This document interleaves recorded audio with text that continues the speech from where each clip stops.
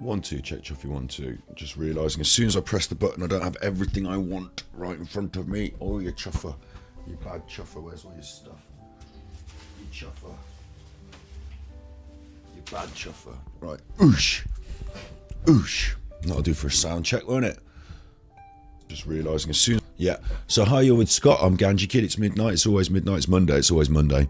And today we're continuing Madeleine McCann. We've got the book written by the Portuguese policeman that was in charge of the case. We've got, if I just type it into the search bar here, Madeleine McCann. That is the map of the area. We've got that. But I'm actually looking for Madeleine McCann. BBC News. Recently, the book.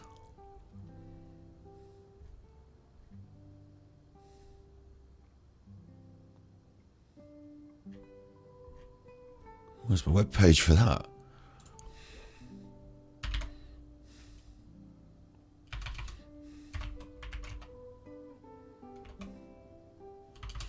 Weird. I had it recently, didn't I? Madeleine McCann, BBC News. There it is. Okay. Madeleine McCann's parents lose court challenge over detective's book. The parents of Madeleine McCann have lost their latest stage of a battle over legal judgments made about claims from a Portuguese police detective. They went to the European Court of Human Rights. They failed. Goncalo Amaral's book is not slander or libel. It's okay. Okie dokie. So they tried to ban the book. We got the book on the internet, translated into English. Previous episodes 1, 2, 3, we've done the Forbidden We've done the Forbidden Investigation, Precipitation, certainly not, their holiday, announcement of a disappearance, the real victim, days that followed, arrival of the English police, suspicious behaviour, all this stuff. We've done it in previous episodes, 1, 2, 3. You check out our channel on YouTube. Go to our channel, Ganji Kid, you chuffer, and make sure you subscribe, hit like if you're watching this. We're on the march to 500. We're at 270 on the march to 500. We've got the book they tried to ban. If you check out our videos, we'll turn it into a playlist. We've got episode 1, 2, 3, and now 4 of this book they tried to ban. We're going to be reading through it. It's not slander, it's not libel, it's absolutely acceptable. Offering some interesting conjecture. And then following this book read through, when we get to the end of it, we're going to be looking at their embedded confessions in their interviews. Some really excellent body language videos. So without further ado, we'll crack on. Make sure to check out and subscribe. We're also uploading Genshin Impact to this channel, amongst other stuff. We do all sorts of different variety streams on this channel. So make sure you subscribe. Even if you don't like Genshin Impact, check out some of the episodes. You might find something for you. You might find it's a little bit fun. You never know. Something to have on in the background sometimes. Might be good. We should really cover some more Tartaria as well. I had a dream about it in a way. Hazy. When I was waking up today, I had some ideas about Tartaria. There's some new stuff coming out all the time. More and more conjecture rubbish, including a comment that I wanted to field.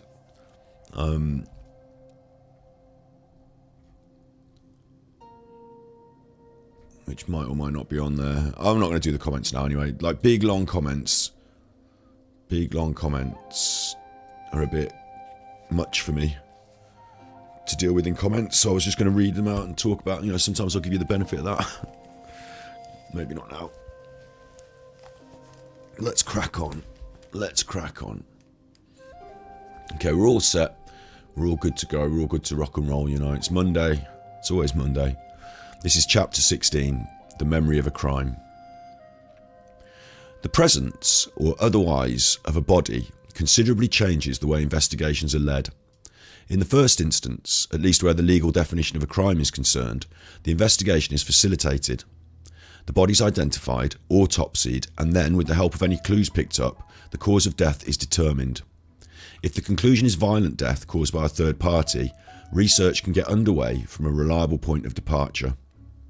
Faced with a person's disappearance, the situation is more difficult. It's impossible to say that it's a criminal matter. Police officers have to start their investigation not knowing if the individual they're looking for is alive or dead. If they're alive, they may have disappeared of their own free will. It's then necessary to understand the reasons in order to direct the searches, or they might have been victim of an abduction. The reasons for such an act are complex: ransom demands, vengeance, paedophilia, etc.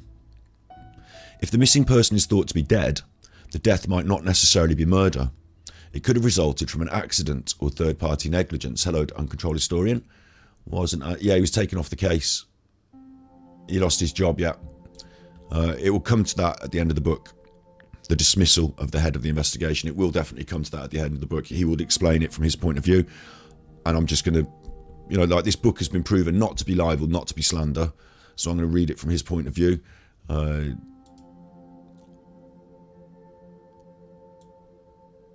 They knew the importance. Is that primary motive, PM? Anyway, your comments are being recorded on the... that's not a threat. That's not a threat. Your comments are being recorded on the screen and hopefully at the side in the live chat. So if anyone wants to discuss things in chat, if they want to discuss things in comments afterwards, go ahead, make it a comment chain, discuss them. One thing we don't have here on the channel is arguments. We have discussions, don't we, as Uncontrolled Historian knows. Sorry, spoiler. I don't know. We'll get to that bit.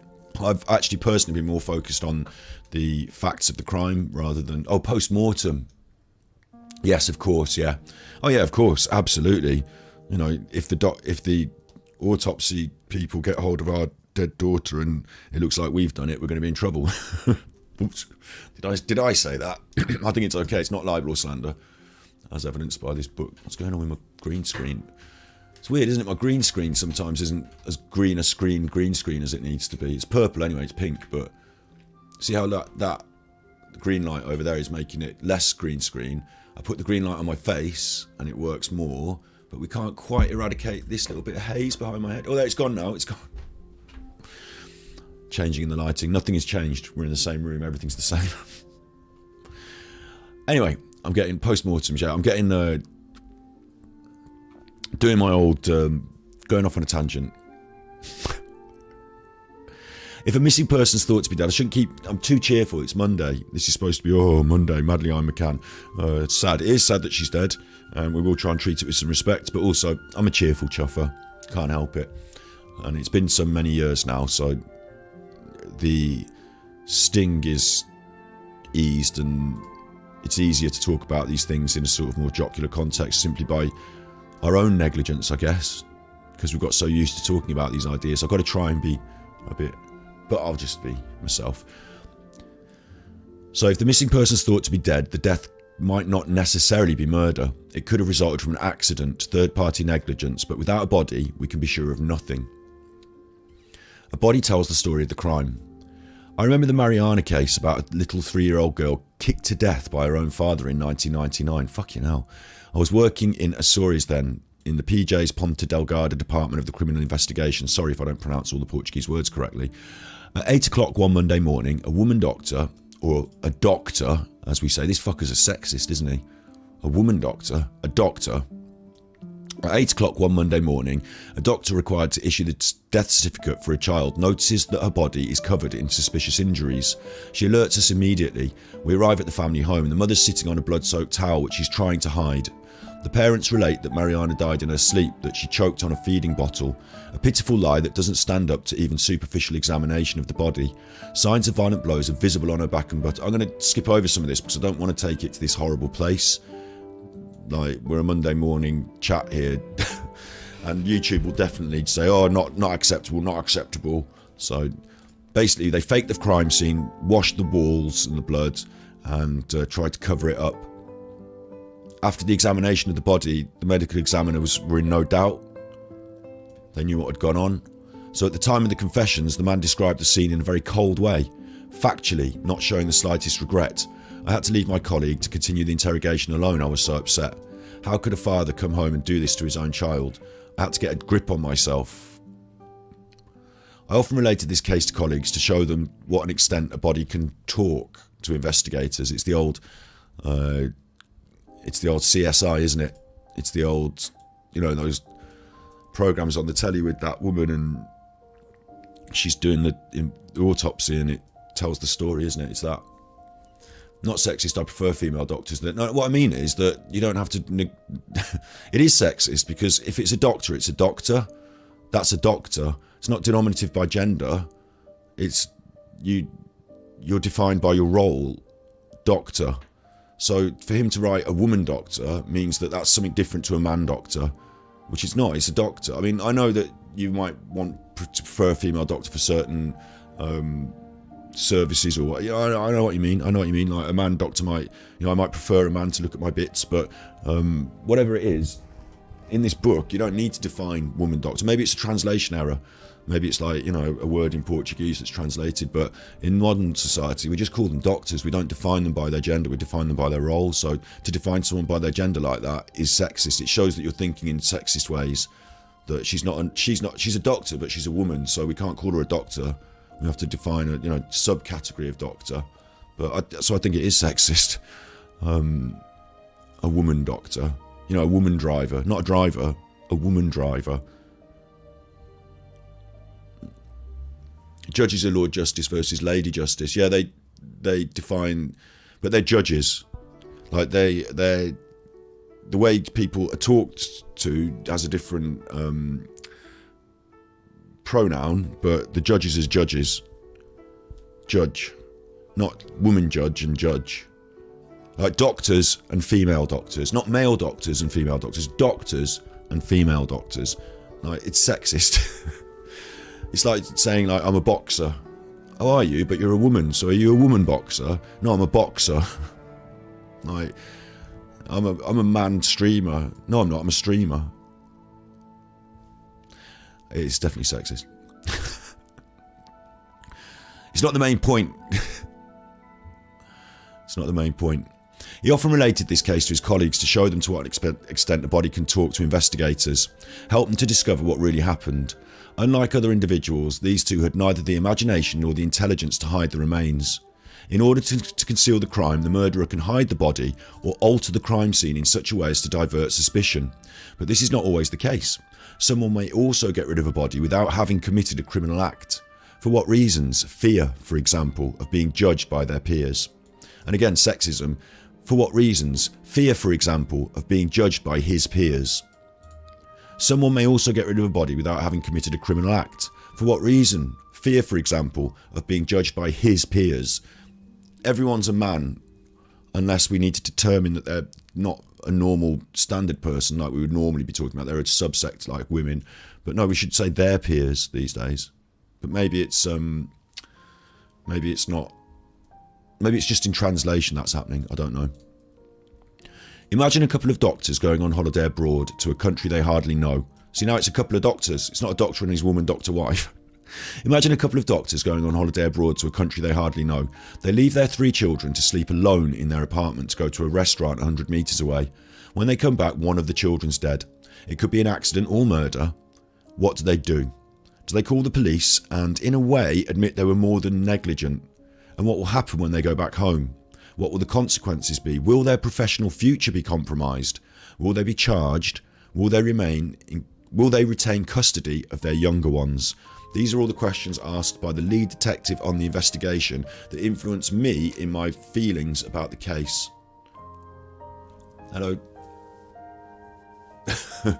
Snips just in time to stop a male fetal. No, it's fine. It's fine. We're not having a major discussion. I might sound a bit eggy because it's Monday. Get up on a Monday, do some editing work, feel a bit eggy. But I'm not eggy, and it's fine. It's fine. We're not going to even have a discussion about it. I know where I stand. You can have your opinions. We're all good. We've both said what we think here now, so everyone else that's watching can make their own minds up. And that's good, isn't it? That's good. It's not negative. It's good. As I said at the start of the book, no lead must be abandoned when it's not technically been ruled out. In the course of the investigation, with the discovery of more details, some proved to be more encouraging than others, and for that reason must be gone into more thoroughly. The overall scope changes. A certain stage in the investigation, to explain Madeleine's disappearance, we have to consider the scenario of concealment of a body.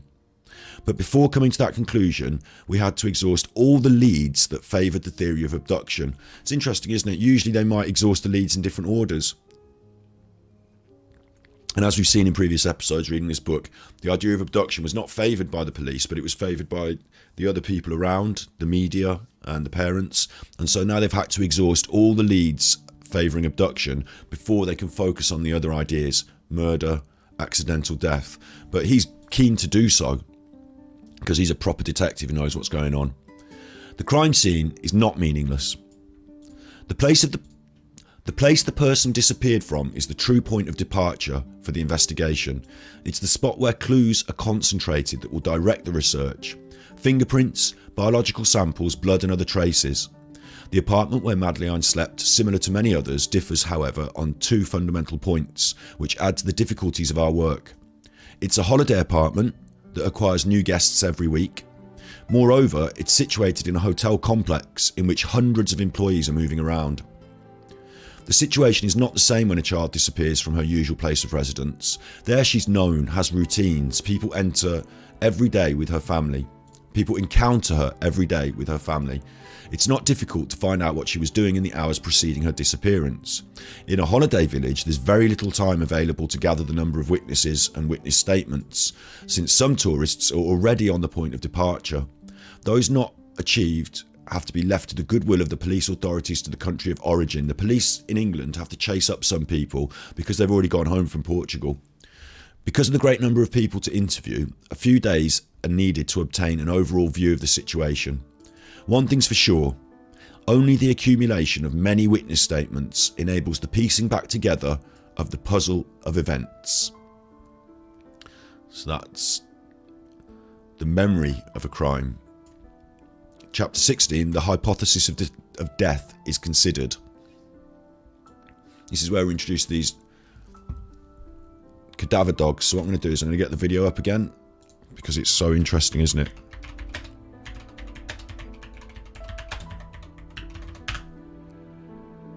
Of course, I can never spell. Cadaver Dogs doesn't have an F in it, does it? Should we play the long one now? I'm just going to put the long one on. So this is the long video. It's an hour and a half. It's been edited for the main points that we looked at in the last episode, the main points. But this is the full thing. They've got these dogs. They're called cadaver dogs. So their role is to look for the presence of a dead body. They also indicate for blood. That's their role. So they're in the apartments. And I don't know if that's the McCann's apartment or just a different holiday apartment. You know, they're in the apartments. And yeah, that was a different, because they're going into a different room here and it doesn't look even like the McCann's apartment. Maybe this is the McCann's, you know, this is the full video. This is the hour and a half. I'm going to skip on to we can see that we're in the McCann's apartment. Hang on. We deployed the enhanced victim recovery dog into the apartment. And by experience and the training of the dog, what I've first noticed is that as soon as I came in, the dog's very excited, and as a handler I can pick up his body language, etc. I will say actually as well that the handler might be influenced by the media, mightn't they? You know, he has to read the dogs and then relay the information, so he could be influenced by the media, although the dogs do a lot of sitting and barking and, you know, really clear indications. So I'm going to leave that running a little bit while I read out this next chapter, and it's a different image. If you want the full chapter, I'll just quickly move it through, so I'll pause on each bit so it's all you know, it's all in this video and you can pause and read it for yourself. At the end of the video, at the end of us reading all this, I'll give the links to the book itself on the internet, but I won't give them right now so that you have to come back and listen to me read it. But it's quite a long chapter this is, so let's get into it. And at the same time you can see those cadaver dogs doing their work because it's interesting stuff.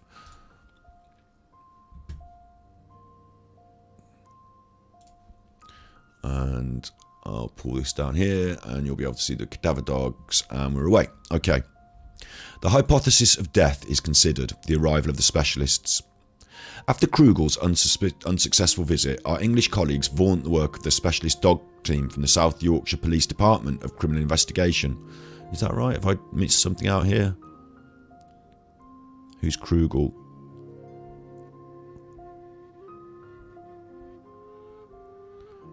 Don't worry about Krugel. I'm pretty sure that Krugel, who I mentioned, let me just show you what I'm talking about, because Don't want to get too confused. And I am now confused. I'll put it back. So he talks about Krugel. I have read this book before, so I remember things. I don't know which chapter it's in, but I know that what we're saying is there's the McCanns themselves brought in a very strange investigator called Krugel, I think, who had, am I right in saying this, had a magic box that can find missing people, and it was all bollocks, you know, it was all this, where's Krugel? I want to see Krugel. Cape Town, yeah, okay, it's coming back to me now. There was a South African, and they claimed to have made like a forensic item, private the hairbrush, right, let's get it up. More options, reject all.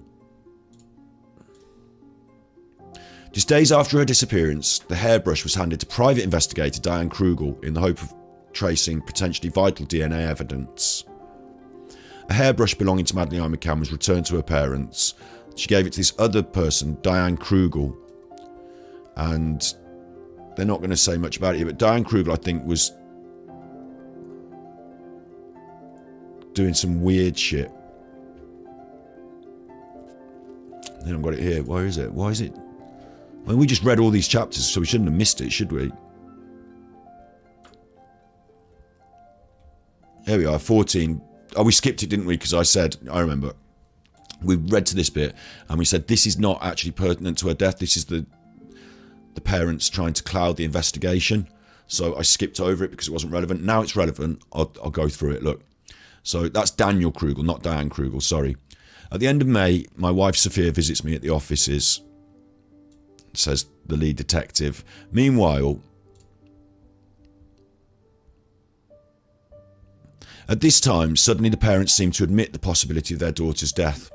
Afterwards, and to this day, if I'm not mistaken, they take exception to this hypothesis. Perhaps we were being naive, but it seemed to us Kate was going to provide us, indirectly, with indications about where her daughter's body was to be found. Thus, at the beginning of June, she informed us that the body could have been hidden in the outlet of a sewer pipe at Praia de Luz or on the cliffs to the west of the beach where she happened to run. She will say later this information had been given to her by mediums possessing psychic power. That's fucking weird, isn't it? The lead detective, in no uncertain terms, tells us that Kate suggests to them that Madeleine's body could be in a sewer pipe or off the cliffs, or on the cliffs, and she'll say later that she got the information from a psychic with psychic powers. That's fucking weird. Kate heard of a man called Krugel, a former South African army colonel who had allegedly perfected a machine enabling to detect the presence of a body. A decomposing body emits particles. If hair from the deceased person is placed in the machine, it detects the particles. Kate asked her friends to go home to England to get her daughter's hair and bring it to Krugel. The McCanns request Krugel's presence in the Algarve. They want to make his intervention official and seek the agreement of the police. It turns out, right, this mysterious machine leaves us all speechless. Kate and Jerry, they stick to their guns. They saw a program in which the effectiveness of the method was demonstrated. It's bullshit. It's like snake oil bullshit. Sorry, I've got to let the cat in.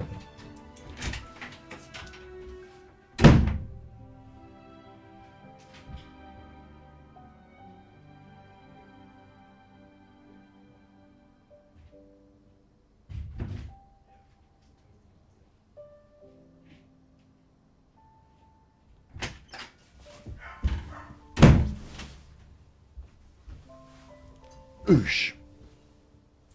So this is why I don't want to alight too long on this bit, because it's fucking rubbish. It's like total rubbish. Wasn't there a machine that people sat in I'm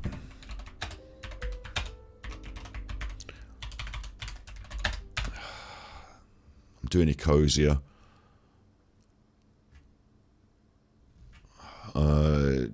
Was it, I want to say ergones or orgones.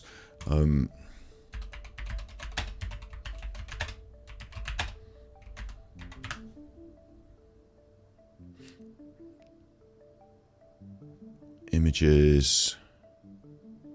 We've got a picture of this magic box. There it is. There it is. Got it. See, I know my stuff. Right. So, orgone boxes, 1970s. There was this idea that you could sit in this magic box, look, and you have your orgones, orgones like manipulated through the magic box, and like by sitting in the box for a certain amount of time a day, you'd, like William S. Burroughs had one. That's Kurt Cobain in the fucking box. Weird, isn't it? Having a laugh. It's rusting in his back garden. It doesn't do anything. Orgone boxes are total rubbish. Right, so let's have another look.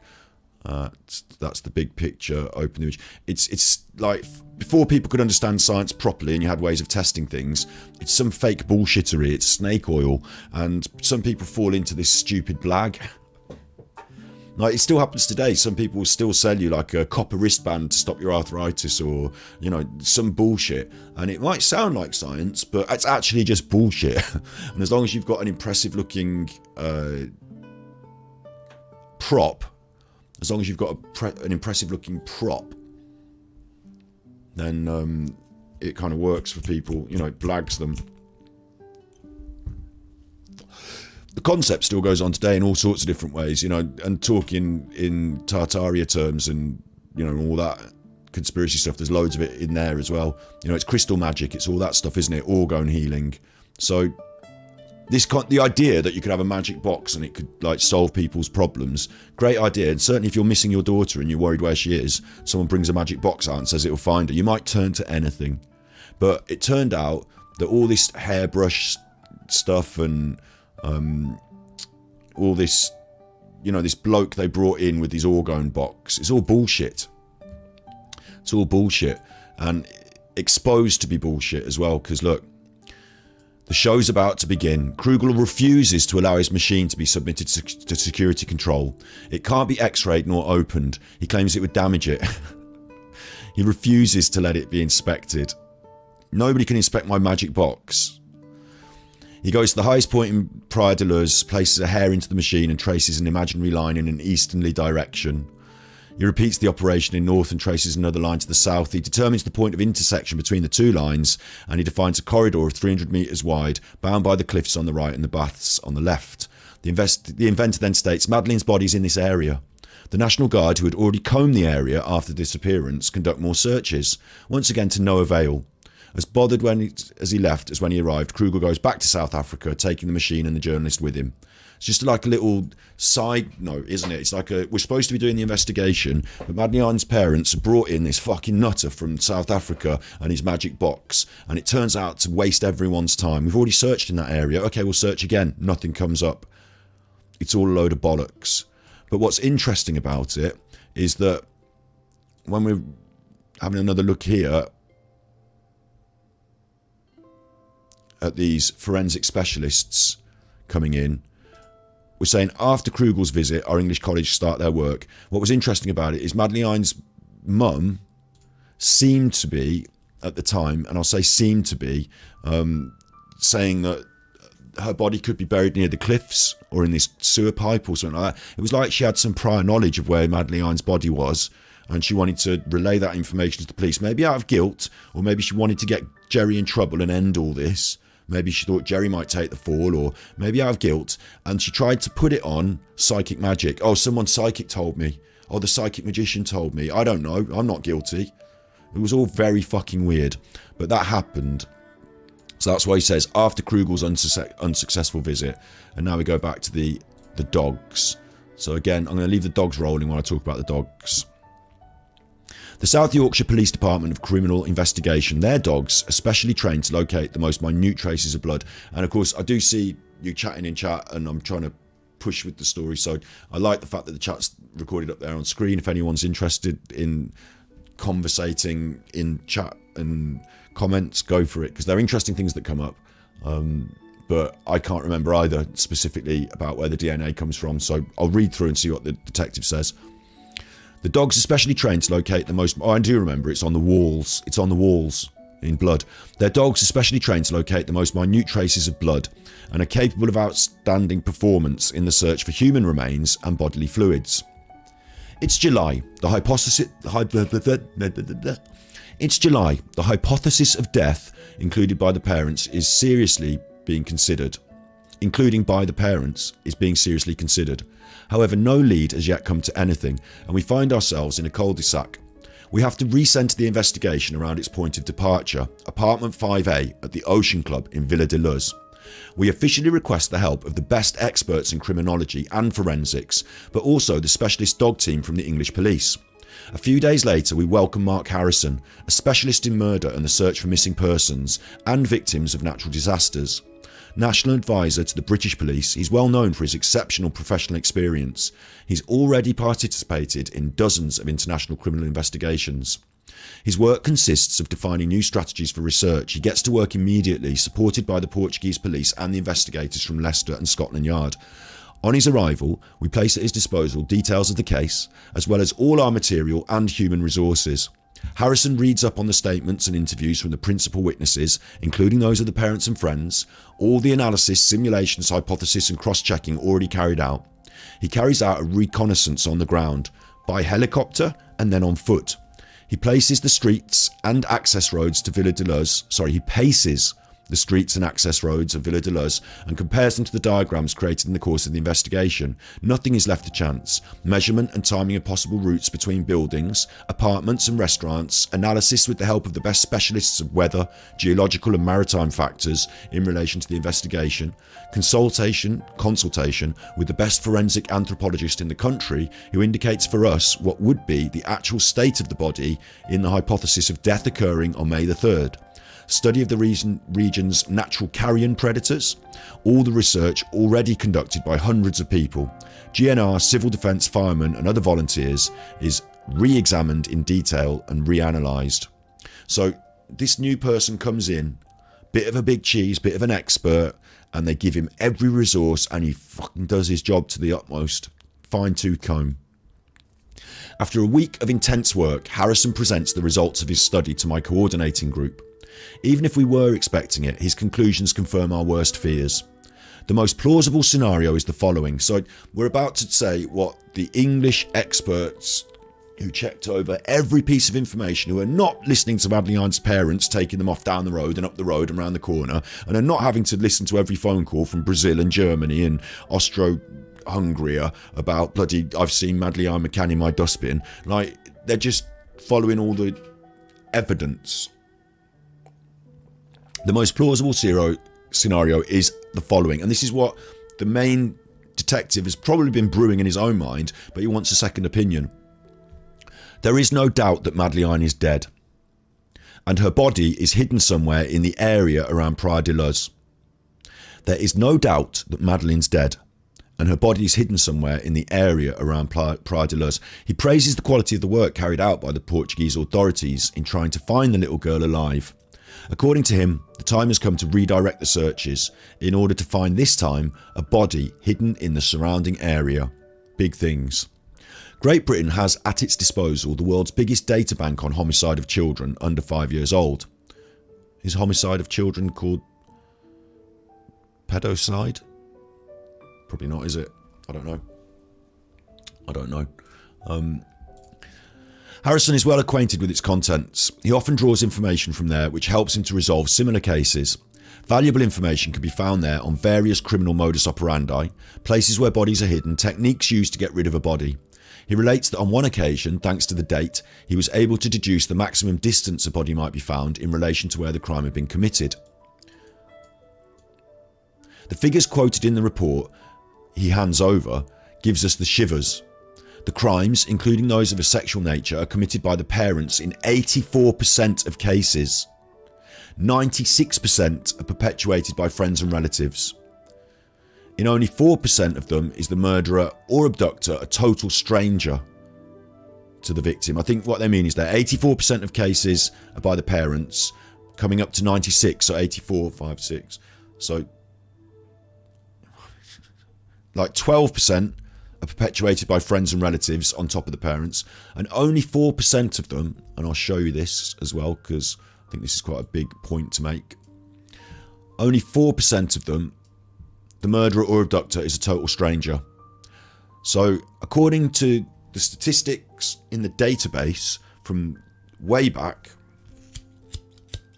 When I say way back, I don't mean way back, do I think I mean the 50s? Oh no, 60s, but there's 1,500 cases in the databank. And in those 1,500 cases, up to 96% are perpetrated by either the parents or friends and relatives, close people. Only 4% of the murderer or abductor a total stranger. It's very, very unlikely. It's very, very unlikely that a stranger has been involved. Only 4% of cases, factual cases that we've recorded and solved and we know, only 4% of them is it a total stranger. In this roundabout way, Mark Harrison points out the guilty party may be a close person to Madeleine. Maybe. Is like 96% certain to be. And even it could be her own parents. From now on, we have to explore this track, especially as the others have proved fruitless. Bit of a shame they've wasted their first few days on a wild goose chase, isn't it? Harrison also suggests we use the skills of two totally remarkable dogs. The first, an EVRD, Enhanced Victim Recovery Dog, achieves outstanding performance in the detection of human cadaver odour. The second, a crime scene investigation dog, is capable of smelling the tiniest trace of blood. To convince us their capability and the extraordinary work carried out by these special detectives in the course of over 200 investigations, he shows us a video.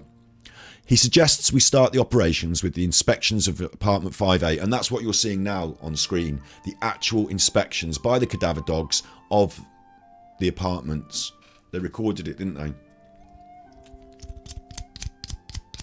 500 cases, all successful.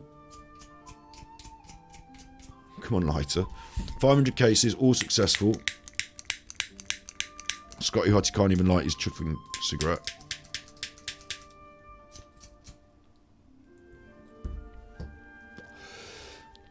In addition, all the vehicles used by them will be sniffed by the dogs too. Meanwhile, we're supposed to receive American electronic equipment that detects human bodies thanks to the odour. But the equipment, blocked by customs, arrived late. We didn't need to use it, having already obtained very concrete results thanks to the dogs. They'd rather not use the tech because the dogs are so reliable. 500 cases, all down, all correct. Use them in court, happy to use them, the dogs. The heat is scorching on this 30th day of July when two Springer Spaniels, Eddie and Keeler, get off the British Airways plane accompanied by their trainer Martin Grime, seen here. An air-conditioned vehicle is waiting to take them to the accommodation. Their mission, to find Madeleine's body and expose those responsible. Eddie's been involved in a great number of cases and he's even able to determine objects the body's touched, especially porous materials, fabrics, upholstery. Eddie knows how to recognise that odour of a dead body out of 1,000. Keeler, a crime scene specialist, is capable of locating particles of blood even after a place has been cleaned with chemical products or bleach. Sometimes the residues are so microscopic they're missed by the instruments of the police, as sophisticated as they are, and only the dogs can spot them. Eddie's always first to be brought onto the site, and he's discerned the odour that he knows so well. It's Keeler's turn to go into action, on the lookout for the slightest whiff of blood. The simultaneous presence of the two elements in a given place, blood and cadaver odours, is used to indicate that a body's been there, and that probably that's where the death occurred. The dog's CV is impressive. Besides collaborating in hundreds of investigations, they passed the practical tests brilliantly at the FBI's body farm. So they've been tested under experimental conditions. The dogs are good. Amongst the most media-covered cases which they contributed to resolving is that of a disappearance in Northern Ireland of a tractor Harron. I'm not going to go over it because it's a different victim and it's just evidence that the dogs are good. It's also thanks to the help of the dogs that the case of Charlotte Pinkley, a missing British woman who had been imprisoned by her partner, was resolved. Again, it's all evidence the dogs are good. The achievements of the dog detectives are the result of a very long apprenticeship. It all starts with the selection of the best puppies. Again, the dogs are good, is what he's saying in his thing here. Let's get on to what the dogs actually do.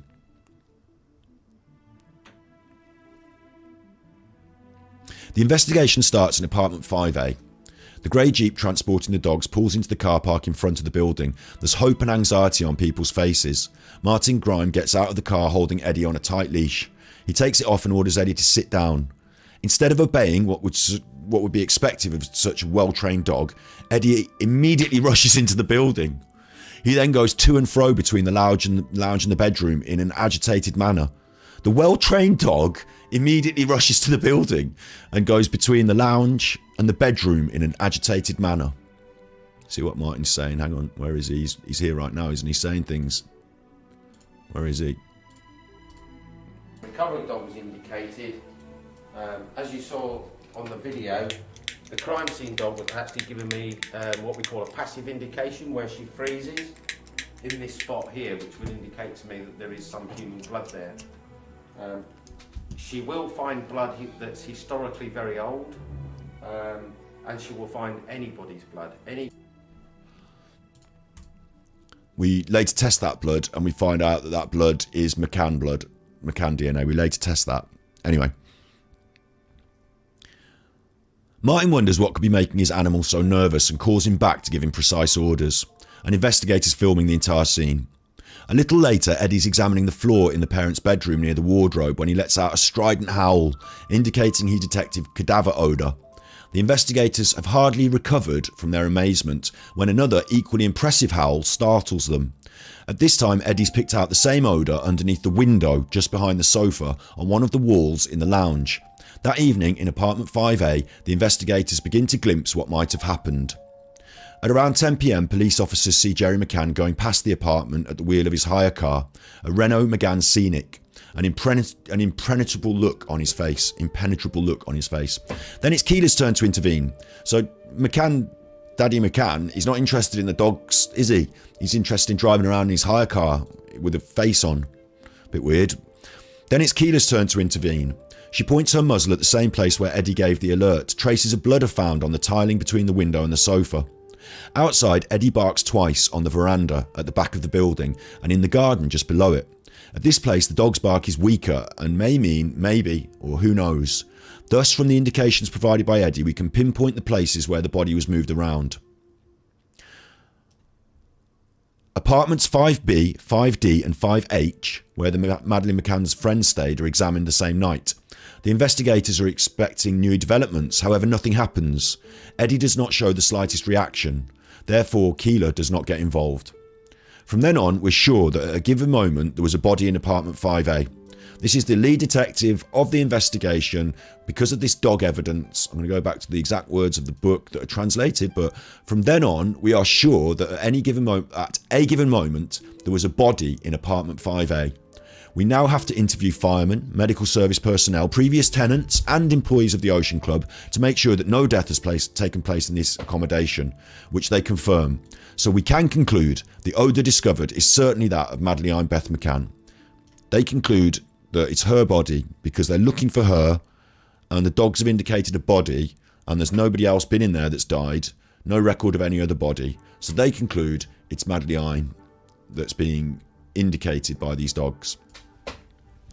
As planned, the searches with Eddie go ahead in and around the village. To leave nothing to chance, he's also put to inspecting the area outlined by Krugel.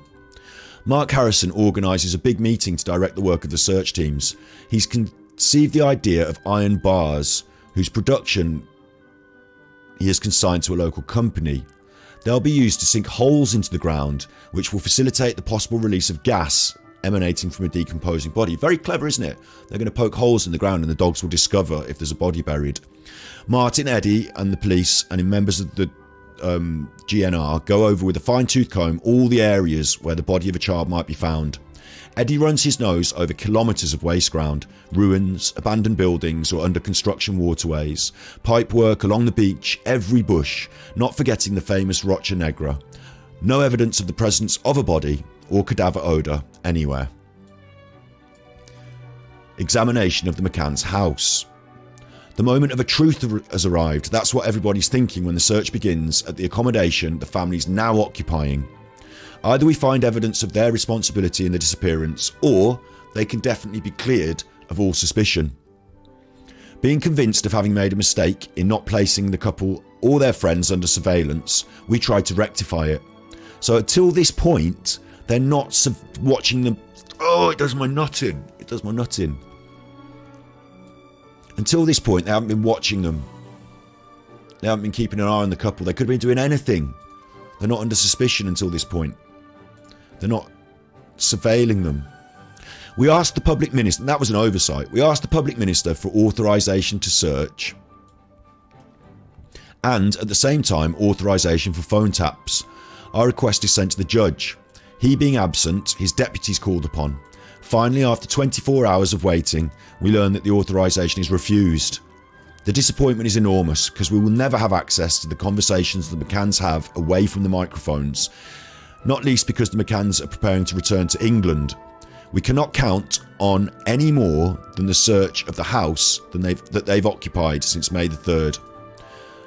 They've been able to rent it thanks to money collected by the Madeleine Fund.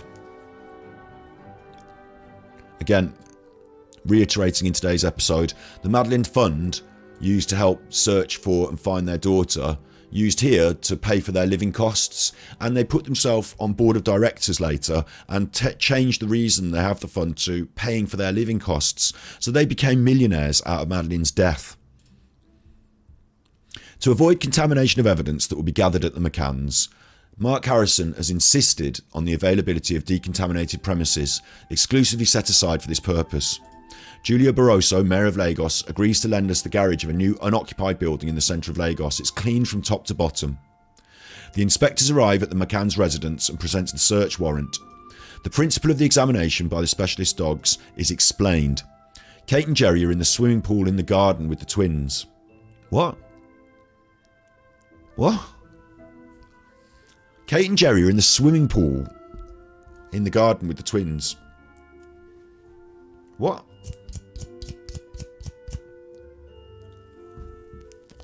Isn't this when your daughter's still missing and you're trying to find her in Portugal? You're in the swimming pool. Contrary to all expectations, they allow us access to their house in a very natural way. Eddie goes immediately to the lounge. He comes to the stop in front of a wicker armchair on which is lying Madeleine's pink soft toy. I'm continuing watching these dogs in the apartments. I don't know if they include, I think they do include here, look, if we skip on, I think they do include the new apartments. This is the other apartments in the accommodation, but they do include this search of items taken from other places, placed in this is the clean place that they talked about, this garage, look.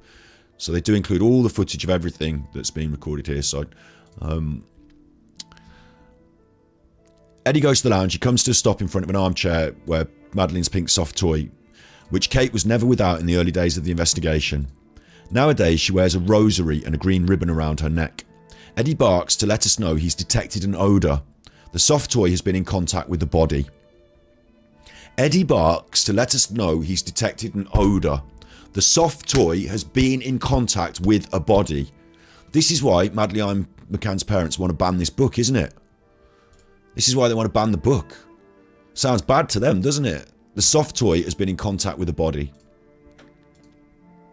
The soft toy and all the clothes from the house are placed into boxes made especially to preserve evidence. The objects are then conveyed to the decontaminated premises. They're placed on the ground a good distance apart for the dogs to examine. At 8 PM, Tavares de la Media calls me to let me know that Mark Harrison requires another place because this one's not sufficiently clean. How do I find a place at this time? Sort it out, it says in the book.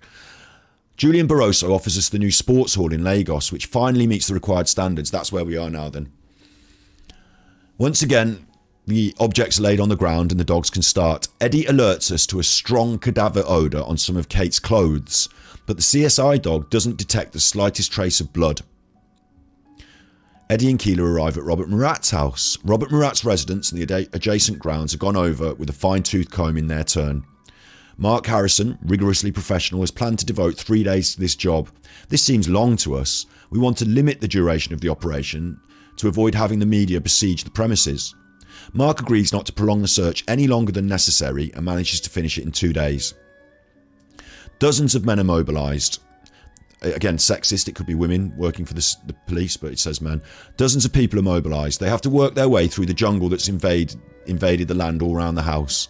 Murat will not recognise his garden anymore once the investigators have been through. The ground is examined with radar, centimetre by centimetre, by a specialist from the Alvero University. In vain, the dogs detect nothing. No evidence is found anywhere within the area examined. All the same, the radar reveals that Murat's house is built over an ancient Roman villa. That's a bit of an interesting side note, isn't it? How good the radar is. Not having been able to find an available garage in Lagos, we appealed to the Mayor of Portmao, Manuel de Luz, in this case as others before, and they give him practical support. So the unoccupied floors of an underground car park are allocated to be the inspection place for the vehicles. To be examined are those of Robert Murat, Michaela, Sergi McLinker, Luis Antonio and the McCann couple, and the one that Russell O'Brien may have driven.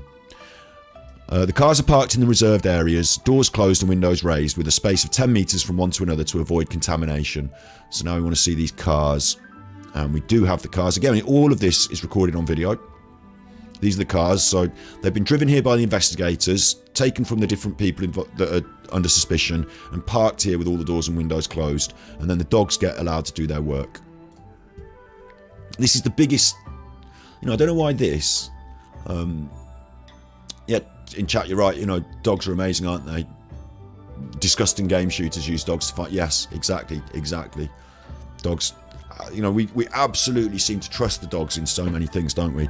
And that's why this is, to me, the most compelling evidence. The calm and relaxing, just going to skip it on, it's a bit upbeat for what I'm looking for here. Calm, relaxing Genshin Impact music. Madeleine McCann's searching of the cars, and I'll tell you what happened in the search. In the immense underground car park, Martin commands Eddie to begin the examination. I'm reading from the book written by the detective, which is not slander or libel. The dog then intensively sniffs each of the first cars at tyre level, the side doors and the boot, then all round. When he gets close to the fourth, the McCann's Renault, he becomes agitated, raises his nose while running around, as if he's trying to locate the source of the odour he's detected. Martin tells him to stop running around and concentrate on the search. Finally, he starts to growl and bark, wanting to bite the bottom of the driver's door and the boot. The odour is coming from the inside. If PJ's experts examine the vehicle for hours with the help of... the police judicial experts examine the vehicle for hours with the help of Keeler. At dawn, traces of human blood are found in places indicated by the female dog, the key and the boot. The harvested samples are packed and sent to a forensics laboratory in Birmingham, Great Britain. So you're watching the images there, but I'll show you the picture here.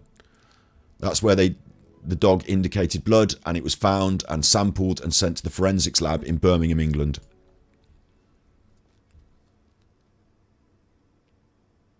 The McCann's Renault.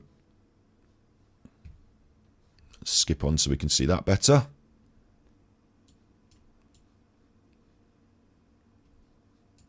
And I've just closed my window because I'm an idiot.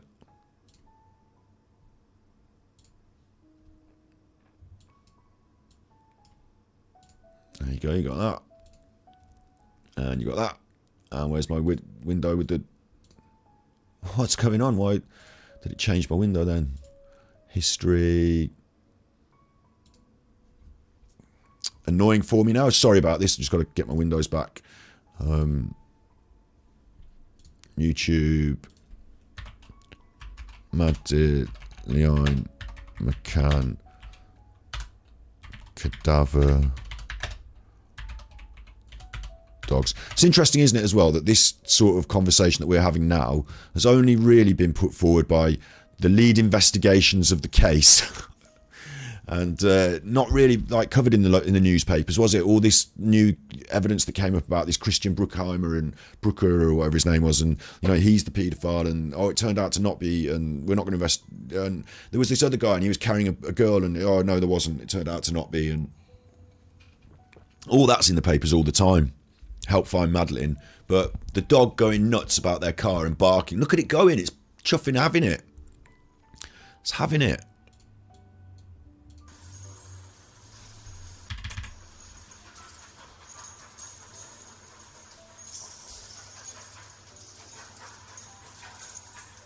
Check it out, you know, look. Where's he gone? Where's that doggy gone?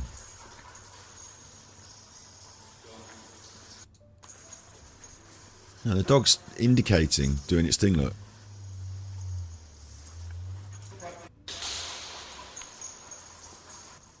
Happy doggy. So this has not been included in the main narrative. It's weird, isn't it? It's weird.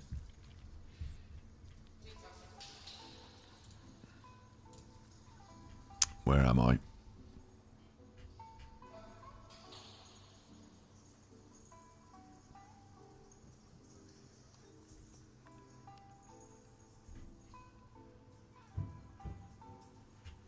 So I'm just, because I had to reload my page, I'm just scrolling down to find where we are.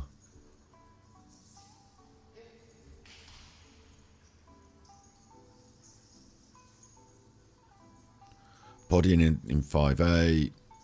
Make sure it's not there. The house, avoid contamination. Soft out, sort it out. PG Jenner.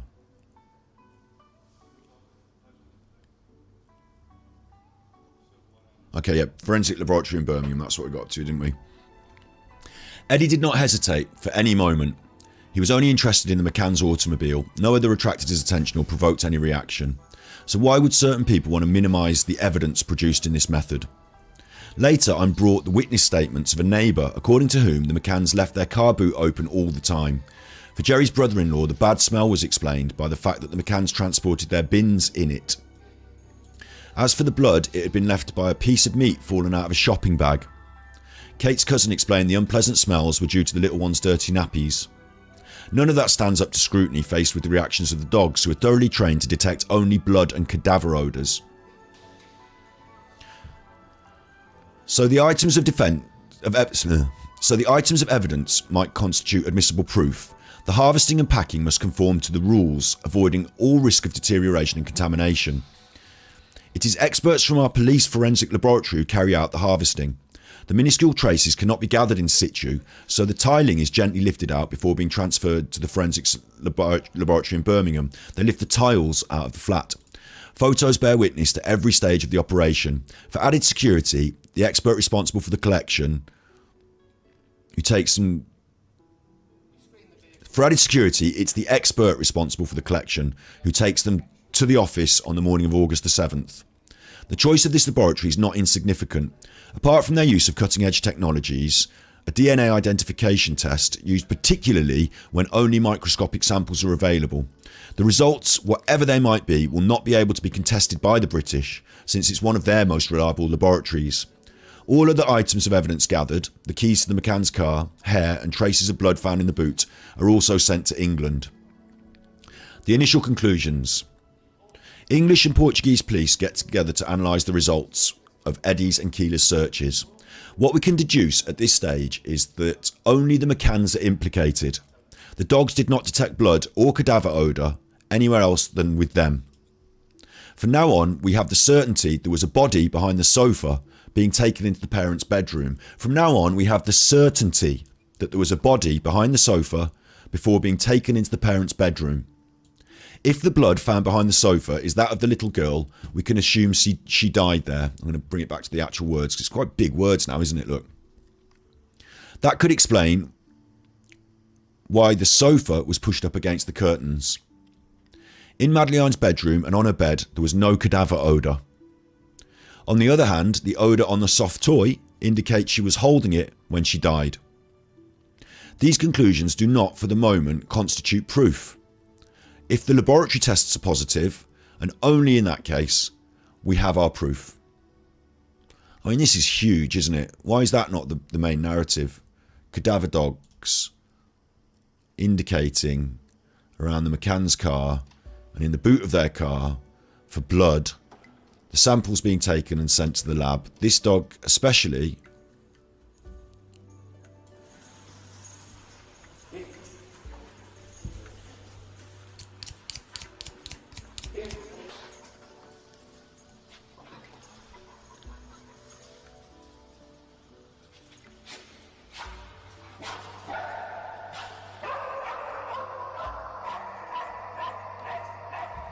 That looks like a positive to me. We screened the vehicles using the dog, and the only reaction we've had is to the car in the far corner. And what we had is a reaction from the dog over here, where his head's up in the air, and he's sent in the items that he's trained to find. And when we tie him down, he picks this car. So their car, which was seen driving past the crime scene on the first day that the Cadaver Dogs got involved, their car with the boot left open and a funny smell and blood in the back, indicated by the Cadaver Dog, right? They don't contest there's blood in the car. They say it came from meat in a shopping bag. They don't contest that there's blood in the car.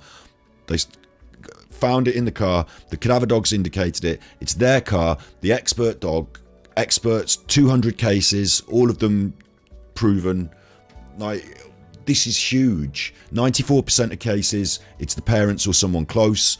86% of cases, it's the parents. Thousands of cases proved.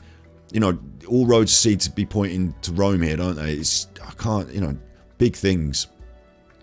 Big things. Next chapter is in the McCann's bedroom. In the McCann's bedroom, and things start to play out now in the final phases of this book. We've got this chapter, then we've got chapter 18, 19, 20, 21 and 22. So we might finish it all in this chunk, but I will stick to the facts of the case, and it will start to talk about some really weird shit, and I will cover some of it, but you know, if you want everything, then probably read the book. I'm giving my react to it, so I'm picking selected things and reacting, so it's fair use. But you know, I'm just trying to stick to the points of the case, the facts of the evidence. That's what I'm trying to stick to, because I think that's the, you know, I think that's the most important thing. But there's this other stuff as well that surrounds it. The police who searched the house where the McCanns are occupying, so this is where they're now living after they've moved out from the little flat while they're staying in Portugal. In particular, their bedroom, the room where Gerald set up his office, report that the father and the mother are reacting very differently to the trouble that's befallen them. This is this picture of Kate's bedside table with these pictures of Madeleine and these angels and this religious symbology, these rosary beads, this one here with a black border, this picture. You know, it's almost like a shrine to a dead child, isn't it, that? Kate seems to be in mourning. Numerous photos of Madeleine are pinned to the wall or placed on her bedside table. Spaced between them, as although watching over the child's soul, a representation of a saint, a crucifix or a rosary can be seen. A bookmark bearing the effigy of a saint is slipped into the copy of the Bible. Opening on the second book of Samuel, chapter X11, 10, 12, chapter 12, where the following verses can be read. I have sinned against the Lord, David said. Nathan replied, the Lord forgives you. You will not die. But because you've shown such contempt for the Lord in doing this, your child will die. Then Nathan went home.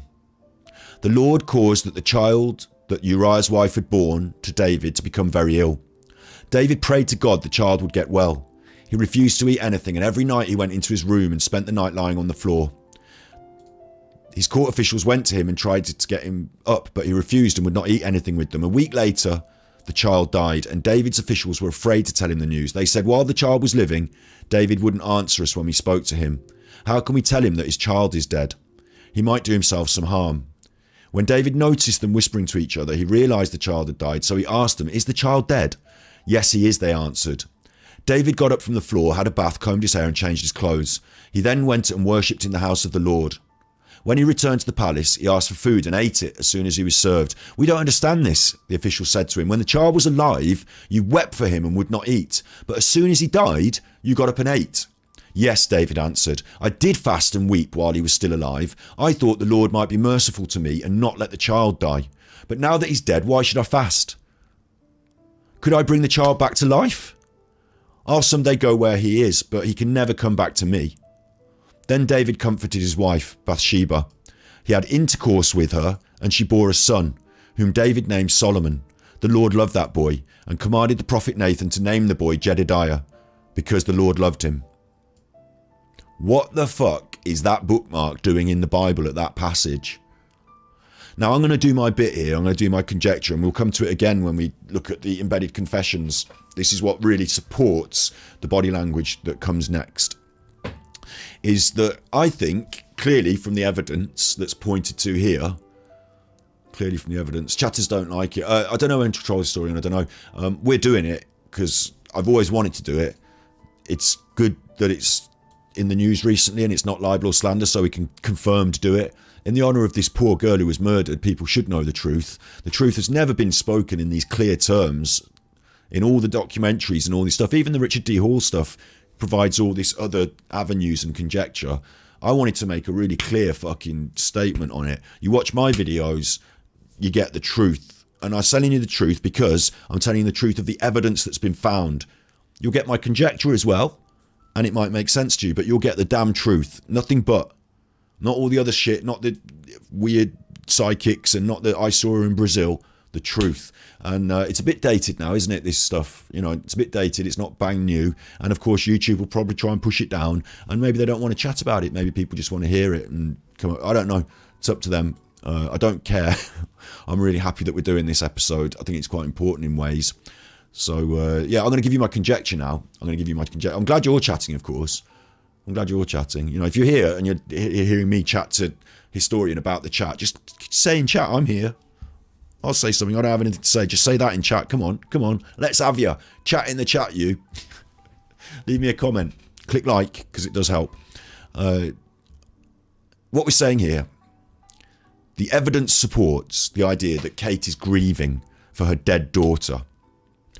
Someone's put a bookmark in this chapter about this child dying and the Lord being responsible and it being their fault for their sins almost. I mean, it says, you've shown contempt for the Lord, your child will die. And that they should be sad while the child's alive because they're worried about, you know, can the God help? But once it's dead, it's dead. That's it. Done. I'll eat now. I'll move on.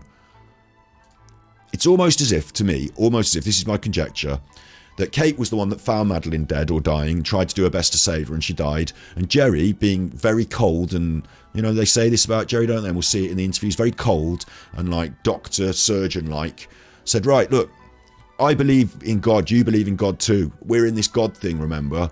The child has died. It's God's will.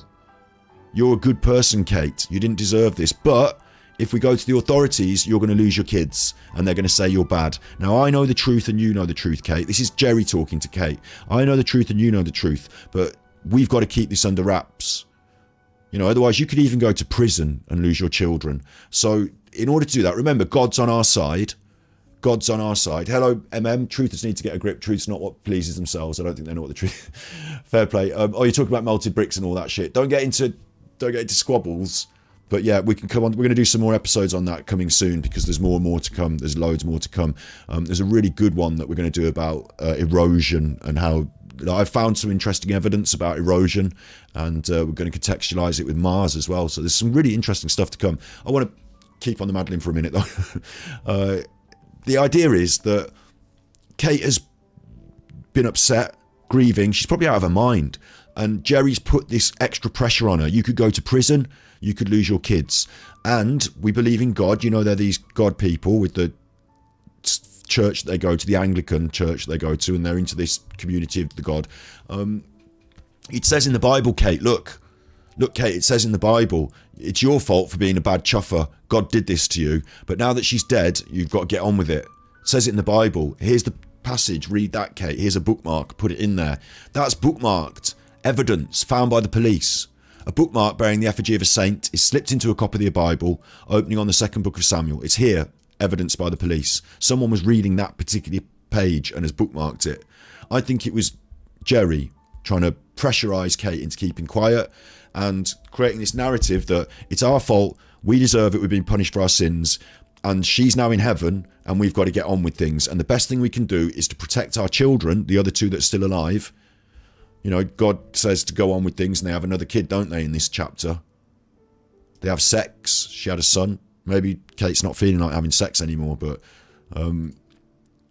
The idea is they carry on. For David, life had to go on. So Jerry's put this pressure on her to do this. They've gone along with it. And you can sort of see it, and we will see it. I'll come back to this concept. That's why I'm highlighting it here.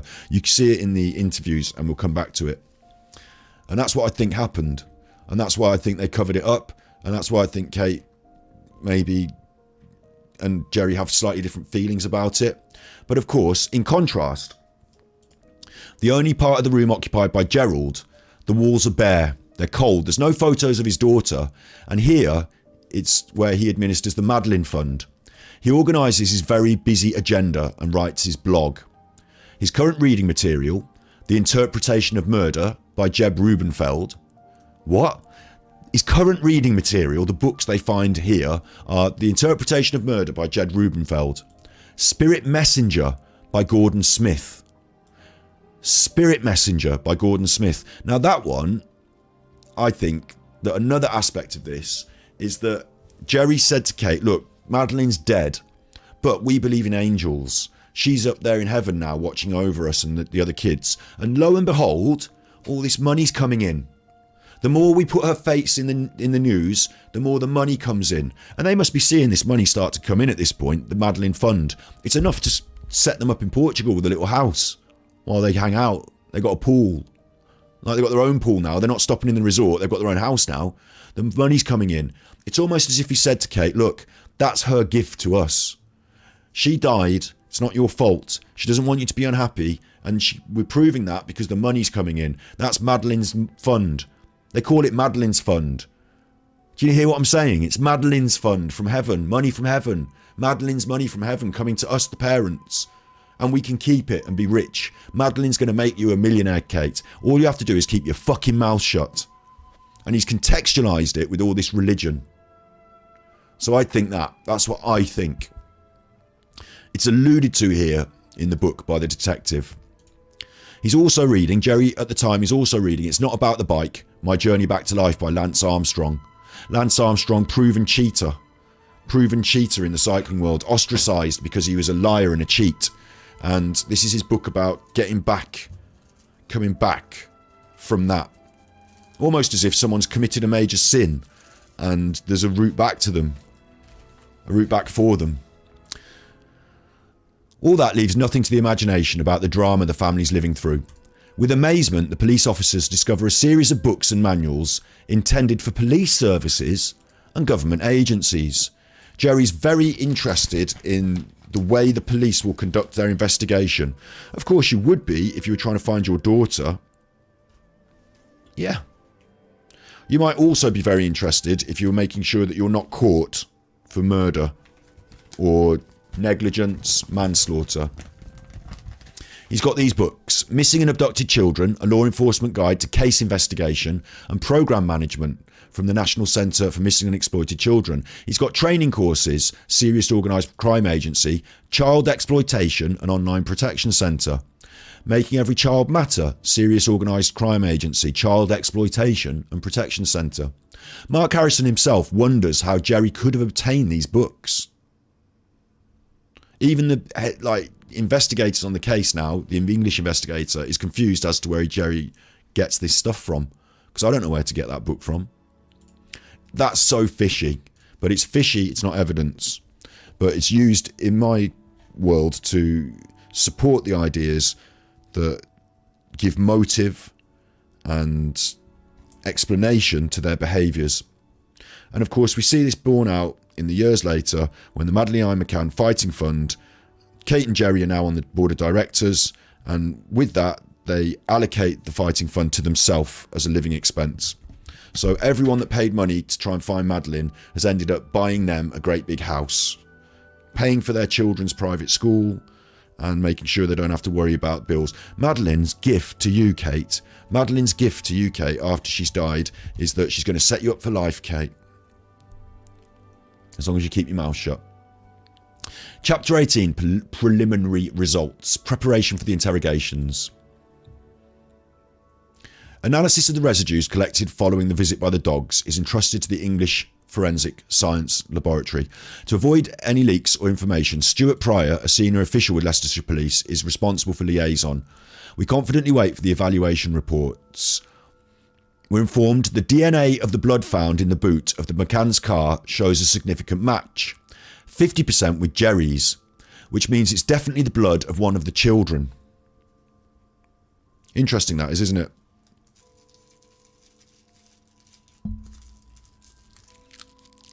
Because, of course, the McCann said that was like blood from a shopping bag where they bought some meat. But it turns out that the blood in the boot of the car is a 50% match to Jerry's.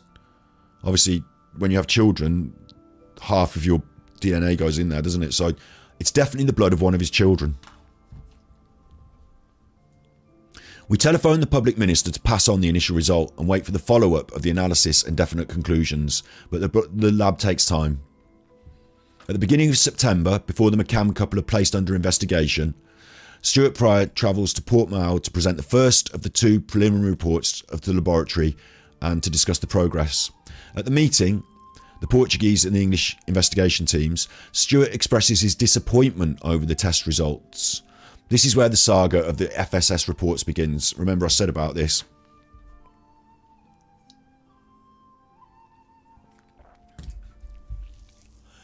We read the part of the report dealing with the traces of blood lifted from the floor of the apartment, from behind the sofa and the boot of the McCann's car, and we don't agree with his disappointment. We talk about blood traces because the CSI dog is trained to find only that bodily fluid. They talk about blood because the dog says it's blood. The reports that support the decision are clear. The CSI dog was used to detect human blood. The technique used to determine the DNA of the samples does not identify the nature of the fluid they're from. We know it's blood, but we know it's traces of blood and not other fluids because the dog detected blood. But in the first case, the laboratory considers the result of the analysis inconclusive because the samples gathered provide very little information about when the DNA comes from more than one person. But all the DNA components match with the corresponding components in Madeleine's profile. Oh, inadmissible in court.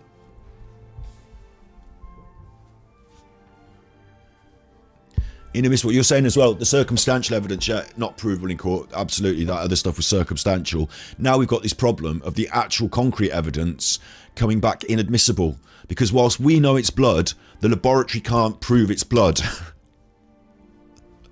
As for the second case, after an explanation about the DNA components in Madeleine's profile, it concludes 15 out of 19 markers are present in the sample, only 4 short of 100% reliability. The FSS specialists qualify the results as complex. They state 15 markers are not enough to conclude with certainty it's definitely her profile, especially as low copy number picked out a total of 37 in the sample. This means at least 3 individuals contributed to the result. Right. So the blood's contaminated. It's either mixed up with somebody else's DNA, spit, sawdust, whatever. It's mixed. Madeleine's DNA is in there, but we can't say for a certainty it's just Madeleine. So again, this becomes inadmissible in court. There was more than this first preliminary report. The scientists went further and explained in the profiles of many of the lab experts, elements from the DNA profile of Madeleine are present. This means a major part of the DNA profile of any given person can be built by 3 donors. That's understandable. 2 questions arose immediately. The first one, what good is a DNA profile in terms of criminal evidence if it can be the combination of more than 3 people? Another question was simple. Why did the DNA profile from those 3 donors contribute to her DNA profile and not to that of any other person, like the scientists who carried out the test? The surprise of the preliminary reports were not to end there. On the very day of the interrogation of the McCann couple starts, a second report reaches us. Contrary to the first report, it accords more importance to the DNA profile of the blood lifted from the floor of the apartment. In that sample, the DNA came from more than one donor, but the confirmed DNA components match the corresponding components of Madeleine's profile. So what we're sort of saying is, we've got Madeleine's DNA, but it's slightly mixed with someone else's, possibly Kate's, possibly Jerry's. Like, that flag is red and high, DNA is DNA. Exactly. The parents certainly do lie. They certainly fucking do. We're going to get onto the body language videos at the end of all this book. amazes me that they find this DNA and that because it's contaminated slightly, despite the 15 markers that say it's Madeleine's, despite being like very, very damn close. I mean, what would you do to contaminate DNA? What if you yourself were involved in the dealing of the deed and you had cut yourself or tried to give a CPR and got stuff on your mouth, or you'd done some cleaning or whatever? Like, of course it's going to get a bit contaminated. I'm surprised they don't use it as factual evidence. As for the samples lifted from the boot of the car, there's no further mention of the 15 markers, as if they'd never existed. Suddenly, light was starting to be cast on the issue. Either the technique's not reliable, or it's much easier to explain the presence of her DNA in the apartment than in the boot of the car hired 24 days after her appearance. It's almost as if the blood spots are more clear in the apartment and a bit more difficult to find in the car because 24 days after her disappearance, you found them in the car after it had been cleaned and after whatever had been done. What were they doing in the car? What was, whatever. 24 days. Remember, we gave the McCanns this buffer zone of not treating them like serious suspects, not tailing them, not surveilling them, not checking their phones, because they said to us that she got kidnapped. Someone took her. I saw them. At our insistence, Stuart contacts the FSS. Her friend saw them, not me saw them. Stuart contacts the lab and asks them whether they think the Portuguese are idiots. We hear him saying, with a lot less than that, we would have already arrested someone in England. Quote, with a lot less than that, we would have already arrested someone in England. I look at my colleagues and see they're as stupefied as I am. In fact, in Portugal, it's not so easy to arrest someone. We explained to Stuart the McCann's interrogations would not result in detention. According to Portuguese law, the crimes of concealment of a corpse and simulating an abduction are not liable to remanding in custody. The preliminary results from the lab were enlightening in a way and confirmed the information given by the dogs. The dogs signalled the presence of blood on the floor, on the tiles, on the sofa, on the key and in the boot of the Renault Megane Scenic that was used by McCann's. The bodily fluids, according to the lab, contain Madeleine's DNA. Anyone who's questioning what happened, question the narrative, anyone who's questioning what happened to Madeleine McCann, why is this not in the fucking mainstream news? Why is this not, why are they able to do these press conferences and interviews all these years later? They found her fucking blood in the car that you were driving, and not in the main up forward seat, in the boot, in the trunk of the car. They found her DNA on the tiles behind the sofa. What's going on? These elements do not constitute concrete proof. They're simply clues to be added to those that we already possess. In itself, the definition of a DNA profile from a lab is not considered as evidence in a criminal investigation. What? In his report, the English scientist says he cannot give answers to the following questions. When was the DNA deposited? How was it deposited? And what bodily fluid does the DNA come from? The lab cannot determine it. So has a crime been committed? The scientific evidence is not enough and has to be accompanied by other types of material, documented and testimonial evidence. It's only in this way the entire puzzle can be reconstructed and certainties can be achieved from the material truth to be established. The lab hasn't provided the result of the technical analysis of the hair found in the boot of the car. Once more, Stuart has to contact the lab. Nothing's been done. We want to know two things. Is it Madeleine's hair, and does it come from a living person or a dead person? The lab can only answer the first question. The colleagues present at the meetings raise the possibility of the hair being sent to other labs which have the resources to clear up the second point. But the lab doesn't want to part with the hair. They claim using a colour comparison test they can establish if it's Madeleine's, and a second stage establish the DNA profile. Turns out none of that happens. We never find out if the hair was Madeleine's or her parents or her brothers or sisters, and even though the laboratory has the DNA profiles of each member of the family, they don't do the tests. Let's remember, it's totally logical to find Madeleine's DNA in her home, but not logical in a rented car, rented 20 days after her appearance. 20 days after she goes missing, they rent the car. Then her blood turns up in the car.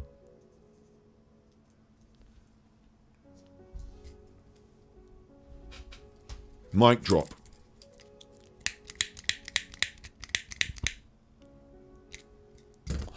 I know we're on chapter 4, and I said that, I wanted to be concise, and I said that Richard Hall's videos is like 1 million of videos, and it's like 48 hours of content, and you never get to the point. But we've gone through in a serious, logical way, and we're getting to the point very clearly. I'm not throwing out all sorts of weird conjecture. I think this is really straightforward. One afternoon, we drive to apartment 5A at the Ocean Club.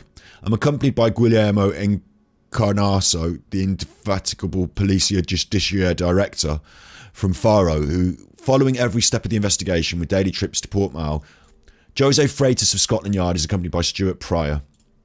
According to the Encarnado, the child's death must have resulted from a fall behind the sofa, where the dogs mark the odours of the cadaver and blood. The theory is simple and based on evidence that's in our possession. The parents would have pushed the sofa away from the window as a safety precaution because the window opened easily and it was situated, remember, 3 metres above the outside pavement. When Jerry went to the apartment at around 9 p.m. to check on his children, he used the toilet and left. Madeleine might have woken up.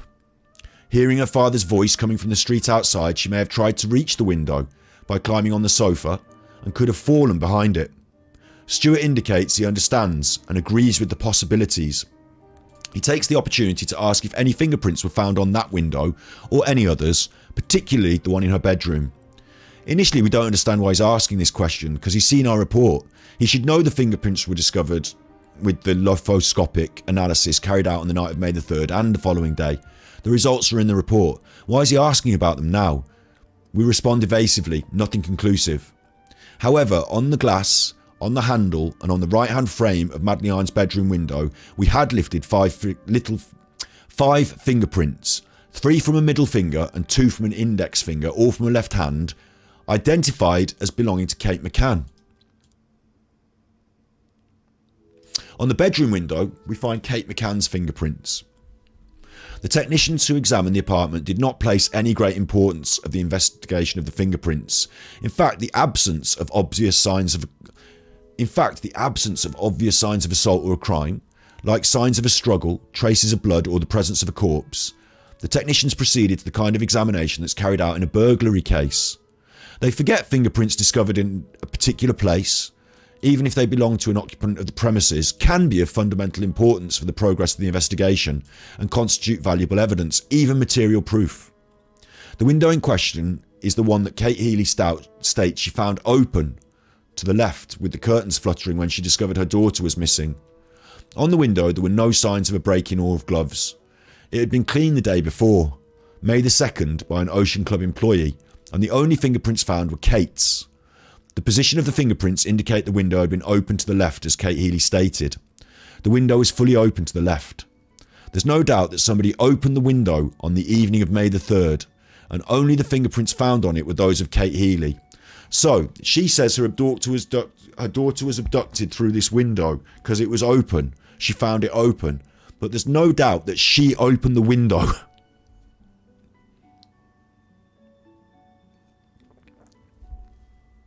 The manager of the Ocean Club's creche, who went to the apartment after the alarm was raised, remarked, "The window was partially open to the left," confirming Kate's statement. It's almost as if she went to the apartment, had all this shit go on with Madeleine, cleaned it up, then called the authorities and thought, oh shit, if we're calling the authorities and saying she's been abducted, we better make it look like an abduction. We better open the window. It's almost like that, isn't it? Jesus. 2 pieces of information reach us, which we interpret as diversionary tactics, with the obvious purpose of diverting suspicion from the McCanns. The first concerns the couple's active involvement in a campaign to set up an international alert system for missing children. So this is like about clouding the case, isn't it? The second piece of information comes to us from further afield. Beirut, the capital of Lebanon. A sheikh, imagine this, an Arab sheikh possessed of a video of an orgy by other sheikhs in which Madeleine was allegedly recognisable. He'd be prepared to hand this over. Once again, we're stupefied. Can you believe it? A sheikh is ready to denounce his mates for a few dollars. An Arab royalty is so strapped for cash. So that doesn't seem to hold water. Haven't all of our English colleagues who have been working with us already concluded that Madeleine may have died in the apartment? What more does he need? Why are these English investigators, after discovering all this evidence and concluding that Madeleine died in the apartment, suddenly bringing in all these weird things from out, like, oh, there's someone in Arabia who says they've got her in, she's in an orgy. Oh, there's someone in Lebanon, and there's someone also in we're setting up an international alert system. There's someone in all over the world.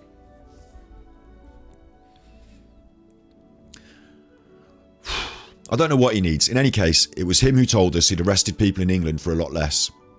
After the interrogations, I had the opportunity to ask an English colleague about the outcome of the story. Did the video exist and what was on it? He responded that it came to him in February or March 2007, before Madeleine's disappearance. So now we know that these videos that are being suggested of having Madeleine on them were made before her disappearance. Like, it's almost like there's people involved. Remember, I said the right-wing British media and their media allies and their allies in the police are involved in making sure that fighting fund gets full of money and they can get loads of money and that it sells loads of papers. You know, it's almost as if they're involved in clouding the investigation. Fucking hell. The McCann's interrogations. The McCann's interrogations.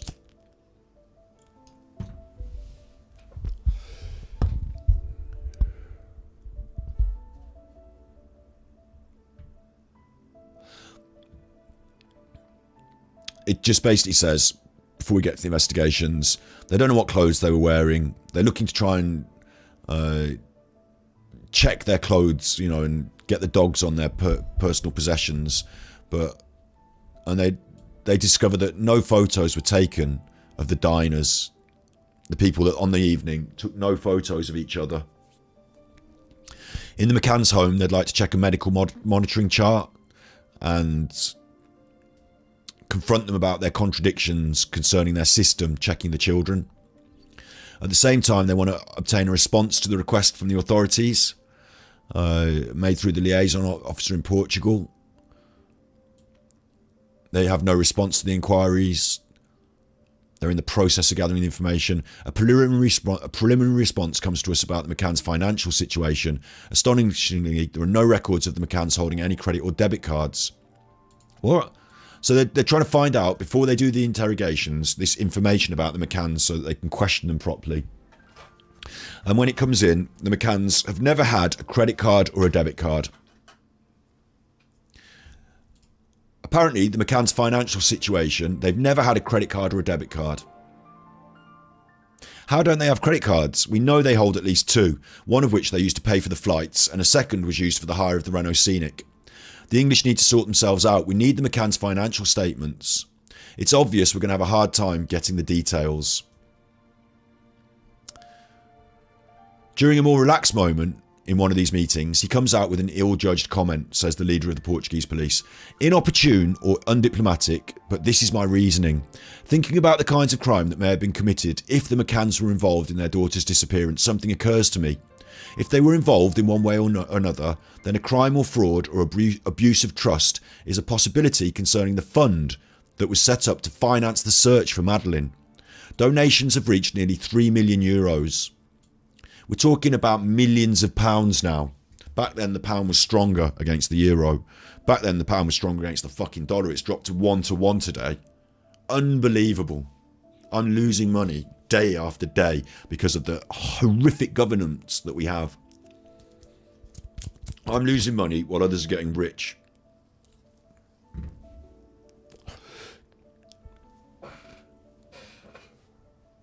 Fat-eating bitches with fat-eating kids.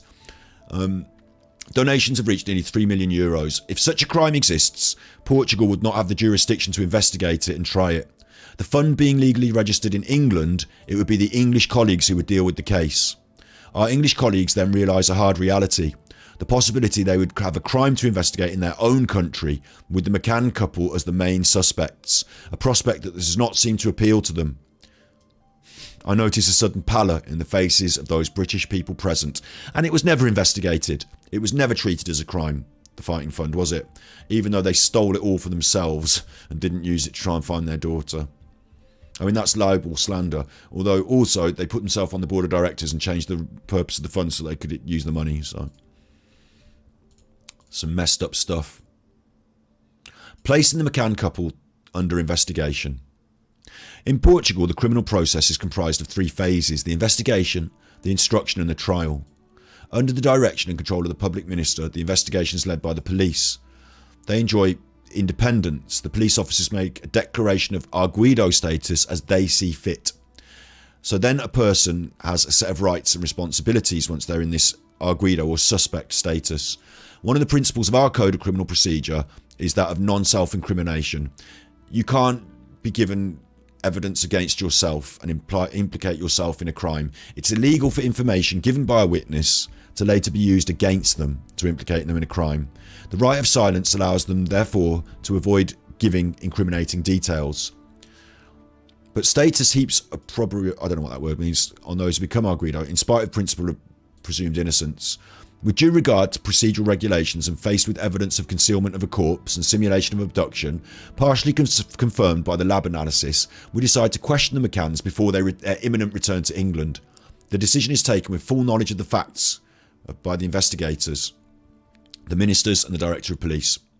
The police officers responsible for relations with the couple go to their residence to inform them of the date and time of the interview. Kate reacts quite badly. She's worried about what her parents are going to think about the reaction of the press. She even states that the Portuguese police is submitting to pressure on part of its government to resolve the case as soon as possible. English and Portuguese investigators actively prepare the interviews and draw up a list of questions, focusing particularly on the course of events on the night of the disappearance. I wish we had these interviews on tape, able to watch. Where's the British consulate in all this? Yeah, well, you imagine that... and again, I'm not naming names, but I know from all this investigation they had a media manager and a lawyer involved from early days. There's 3 million euros in the fighting fund after only like a couple of weeks. They have serious people involved now. So maybe they don't need the consulate because they're above people like you and I who would require some help from the British consulate. They've got international lawyers setting up international funds. They've got right-wing media advisors. They've got big people working on this. There's big money going on. The decision to declare Kate and Gerald McCann arguidos was taken. Notification had already reached them. Kate arrives at the police station accompanied by a press officer. Kate arrives at the police station accompanied by her press officer. Her lawyer has already arrived and the interview room is ready. Now, if you're being interviewed by the police because your daughter's missing, you would be worried that, they might be pointing the finger at you. But also, I would be like, look, you can ask me anything because I've already told you everything. Ask it me again. I want every piece of information detailed and on record because I want to find my fucking daughter. No stone unturned. Treat me as an open book. I don't need a press officer. I probably would have a lawyer just to be safe. I don't need these things because, God damn it, I'm innocent and I just want to find my daughter. Like that, I'm surprised about her attitude throughout the whole of this. The crowd had been building up outside for a while. Going through the door, Kate laughs as she says this media scrum is good for tourism. Her lawyer requests she be heard as a witness and not interrogated as arguida. We don't agree with what, to us, constitutes a backward step. Some officers involved in the investigation seem to be hoping for the miracle of a confession. We remain sceptical. We finally decide to question her as a witness.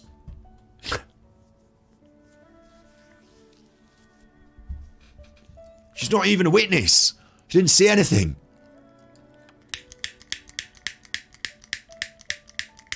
Is she?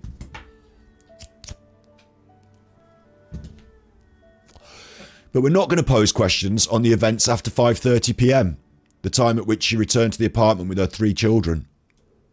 From that time on, everything she said could be held against her because of this funny loophole.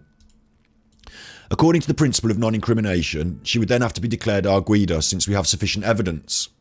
So because of funny legal loopholes in the questioning, they're not declaring her an arguida and they're not asking her the pertinent questions. On the subject of the press officer who was accompanying her everywhere, including to the police station, the opinion was unanimous. She had nothing to do with anything here. I've never heard of the role of the press officer in the penal code. Perhaps it's the subject of the next amendment, or else it's a new method. What is your press officer doing in the interviews? Drop it. She's only going to sit near the police officers on duty and wait. Her presence in the offices of the police during the interrogation seems unacceptable to me, useless and prejudicial to the investigation. However, she was to stay there from start to finish. At 8 o'clock, we have a break to have something to eat. Remember we talk about question the narrative? A press officer's a spin doctor, says Uncontrolled Historian. Exactly. You know, it's your liaison between you and the media. Someone to, like, employed by the media or with the media's... you know, in collusion with the media. And we were talking about the right-wing media in the UK, the Daily Mail and the News of the World. News of the World, who were later proven to be doing phone hacking and had to pay out millions to lots of people for hacking their phones. They say phone hacking. It wasn't phone hacking. It wasn't some clever hack. What they did was, back in the old days, you had your phone number, and to get to your, what do you call them, messages, when people leave you an answer phone message, you would dial like 000 and then and you dialed up the answer phone and you put in your phone number, and then you'd have a PIN number, password. So all these famous people had phones and they were listening to and sending phone messages, you know, on your answer phone, and they hadn't bothered to put in a password. So the News of the World, phone hacking, and I think this is funny, they call it phone hacking. They rang up their answer phones because they got their phone number, and then they typed in 0000 or 1234 for the password, and lo and behold, it unlocked it, and they listened to all their messages. That was the hack. They weren't clever computer operators. They didn't hack into the system. They just rang up their answer phone, and because these idiot people hadn't sorted out their answer phone with any security, they had instant access. But that was illegal, and they got caught for it. So we're talking about the News of the World, the Daily Mail involved. They got their lawyers involved. They got their press officers involved. They've become part of the story there. Remember I said question the narrative, right? Question the narrative. The problem with the McCanns, though, actually, which is kind of true, is their very first interviews, which we can't see anymore because the press officers have hidden them, deleted them, binned them off the internet. The lawyers have got rid of them. McCann first press conference. First press interview. There's one here. So we're getting one there. That's a press interview. But where's the press conference? They came out on the day. Here's the images of them. Look, there's some of it there in the ITV news. Tonight, Madeleine's parents, Jerry and Kate, are still waiting. The right-wing media news, you know, commercial news. So they've got images of it. Please, if you have Madeleine, let her come home to her mummy, daddy, brother and sister. They've got images of it, but they don't show the full thing. This is being hidden. The press people got involved and said, this don't look good. We're binning that off. Now, you know when I say question the narrative? The press office is there to control and create the narrative. And the reason they want to do that is to keep the story running for a long time. There's multiple reasons. One, it's making them fucking loads of money. There's already 3 million in the fighting fund. All the ignorant idiots that buy these stupid newspapers out in the UK, instead of watching the politics and, you know, the serious business of the day, they're all involved in the Madeleine McCann hunt. People are losing their marbles. It was a big news thing. It was a big trend. All the ignorant idiots on, like, you know, the Boris Johnson of this world point at the people, the Priti Patels of this world, point at you on the council estates and say, you're fucking morons. Look at you lapping this shit up, you ignorant idiots. And they're all there buying the newspapers. Whereas Madeleine, talking about Madeleine, it was a big trend. It was selling newspapers. It was controlling the narrative, not just the narrative of this story, but what the people in the country talk about, whether they're looking at the governance and their actions, whether they're getting educated, or whether they're wasting their time on a wild goose chase perpetuated by the right-wing media. Plus, it raised a lot of money for the papers who sold the papers. Plus, these people are potentially guilty. And if they get found to be guilty, then it's all over. So we need to keep these other ideas flowing in. Oh, hello, I've seen her in France. Hello, I've seen her in Germany. Hello, I've seen her in fucking on the moon. You know, this international campaign for please anybody call up if you've got any information. And lo and behold, it created thousands of leads. They needed a second office to keep up with it. It clouds the investigation. It's a smoke screen. There's a huge financial incentive to keep this going. And so they cover up, they create the narrative, they drive the narrative. That's what I see happening from the right-wing media. That's why you need a media person, because on the first day you didn't have one and you made yourself look even more guilty, which we'll come to after we've done the book. We're going to look at the stories, the media, we're going to do the embedded confessions, and then we're going to do body language on the videos. But we need this first, you know, we need the word from the horse's mouth, from the detective, the chief detective who was on the case. This is the facts of the matter.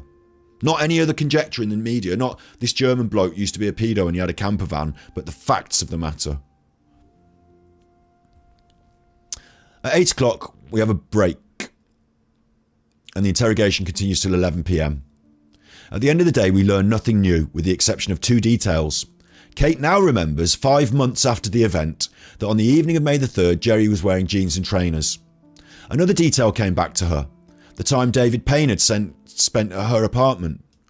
Gerald had spoken of 30 minutes. Kate now insists he was there for 30 seconds. We never understood why it was so important to minimise this period of time. When Kate leaves the premises, we make sure all necessary precautions have been taken to ensure her safety. On September the 7th at 11 a.m, Kate is declared an arguida on basis of strong presumptions of the crime of concealing a body and simulating an abduction. Again, they're not putting forward you killed her. It could be manslaughter, accident, it could be any of these things. And these crimes, remember they said earlier, aren't as serious in the Portuguese system, and they don't carry with them the same ability for the police to hold you. They can't detain you for this if they don't have the full evidence and you're guilty. You know, they can put it in the court and put it in the case, but you have to go home and live your life until your court case. They're not able to detain you. She states her name and gives her address as her home in Great Britain. Taking advantage of the right she does to her by her status, she remains silent and does not answer questions concerning the circumstances of her daughter's death on May the 3rd, 2007 in the Ocean Club apartment. She invokes the right to silence. At 4 p.m, it's Jerry's turn to officially be declared an arguido for the same reasons. In contrast to his wife, he seems disposed to answer questions. Kate's not answering questions. We can't have Kate answering the questions. She's an official suspect, but she's not going to... I'm silent, invoking my right to silence. On the other hand, Jerry's happy to answer them. It's almost, like I said, as if he's the one that's controlling this narrative and structure, and he thinks of his wife as a weak link. And it happens we'll see it in the interviews. We'll bring these ideas up again in the interviews because he talks for her and makes sure to monitor her while she's talking, as she does him.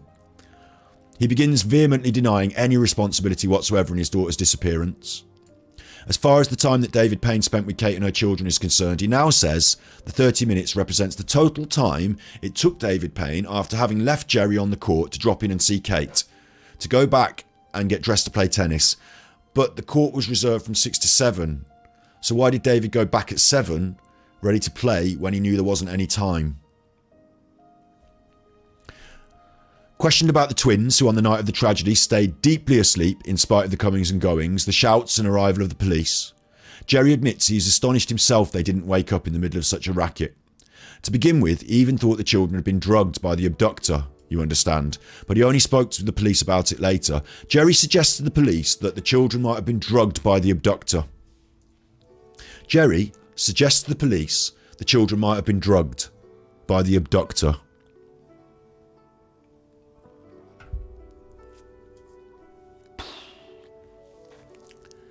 From the start, the way the children slept had seemed suspicious to us, and we wanted to have screening tests carried out. Nevertheless, faced with the media coverage of the case, we put it off, worried about exposing the parents to trial by public. This was a mistake. It's only 3 months later that Kate speaks out about this possibility, suggesting the police proceed with these tests. The National Institute of Forensic Medicine lets us know before proceeding with the screening they'd need to know what kind of sedative they were looking for. There are hundreds of them on the market. The grandfather stated to the television that Kate gave Calpol to the children to get them to sleep. Several months have gone by since May the 3rd. Kate, who's a doctor, must be aware that the time for obtaining convincing results has passed. It's known that the sudden withdrawal of sedatives can cause sleep problems.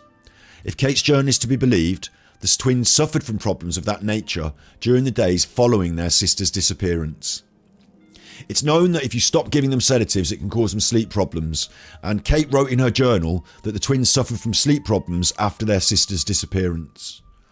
As if she'd stopped giving them sedatives all of a sudden because of her... Anyway, it's big, isn't it? It's big.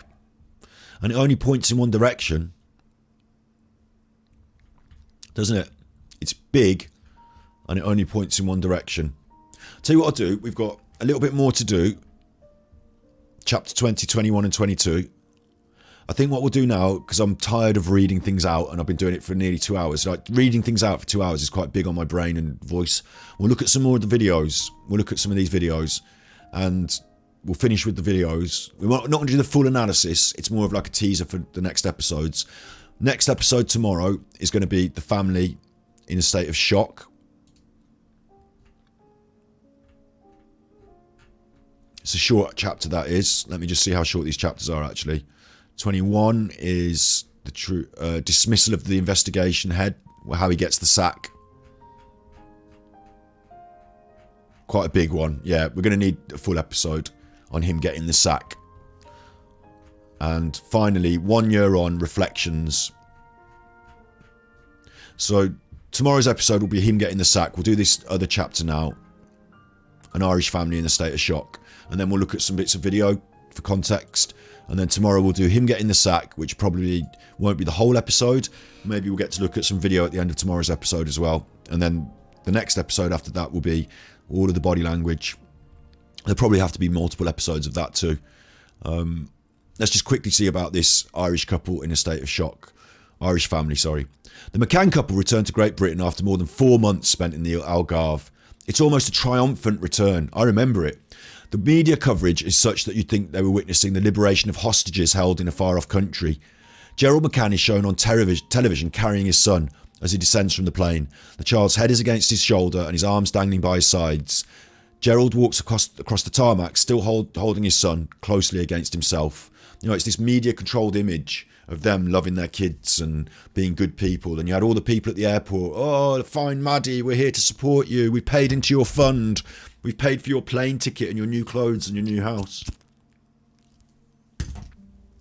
It's Madeleine's gift to you.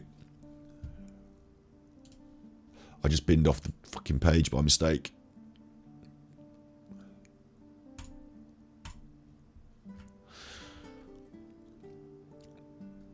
In Ireland, the Smiths are watching the BBC News, which is broadcasting the event. For them, it's a shock. That person, they recognise him. That way of carrying the child, that way of walking. It's the man they saw about 10 p.m.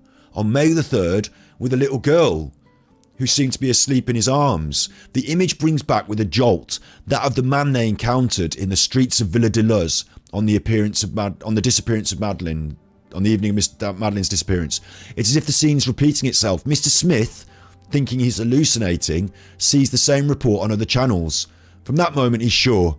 The man they came across on the night was Jerry McCann. Of that, there's little doubt. Upset by the implications of his discovery, he alerts the police and waits to be called back by those in charge of the investigation. One of the witnesses that saw somebody carrying a person around in Praia de Luz, investigated by the police, who was on holiday, who went back to Ireland, and it was investigated later by the police that they had to send the police round. What's that kind of barking going on? What's going on? You booking? No, just wait.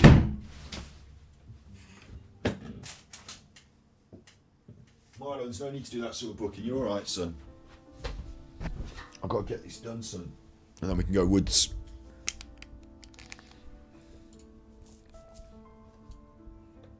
So the Irish family, the Smiths, they saw this guy walking with a child in his arms. They didn't know who it was. They reported it to police. It went along with the rest of the investigation because that was an idea floated by the abduction theory that this guy had been seen walking around. They thought it was this Robert Murat, and this Jane Tanner said it was somebody else, and then it was definitely Robert Murat. And these other people, these Irish people, recognised the guy. And because they've seen him carrying this child, and it sparks their... It could be wrong.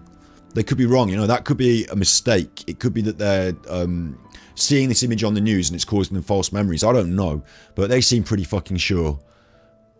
When we receive this information at the end of September, we think we find the piece that allows us to complete the puzzle. Because of this, we may be able to reconstruct the course of events on that cold night in May the 3rd, Villa de Luz. We have a better understanding of why Jane Tanner sent the alleged abductor in the opposite direction to that taken by the man seen by the Smith family. Suspicion had to be diverted from Jerry, who, if he was the guilty party, would have taken this route. Leaving apartment 5A, the individual who was carrying the child did not go east towards Robert Murat's house, but west in the direction of the beach. We decide to get the Smiths back to the Algarve, for a formal identification of Jerry McCann by means of televised images, certainly direct confrontation being impossible, and proceed to a reconstruction of the events of May the 3rd. The National Director of the Judiciary Police agrees. The process is set in motion. All the details are sorted out. All that remains is to choose the hotel they'll be put up in. But the Smiths never come back to Portugal. After my departure, the police changed their minds. They asked the Irish police to interview the witnesses.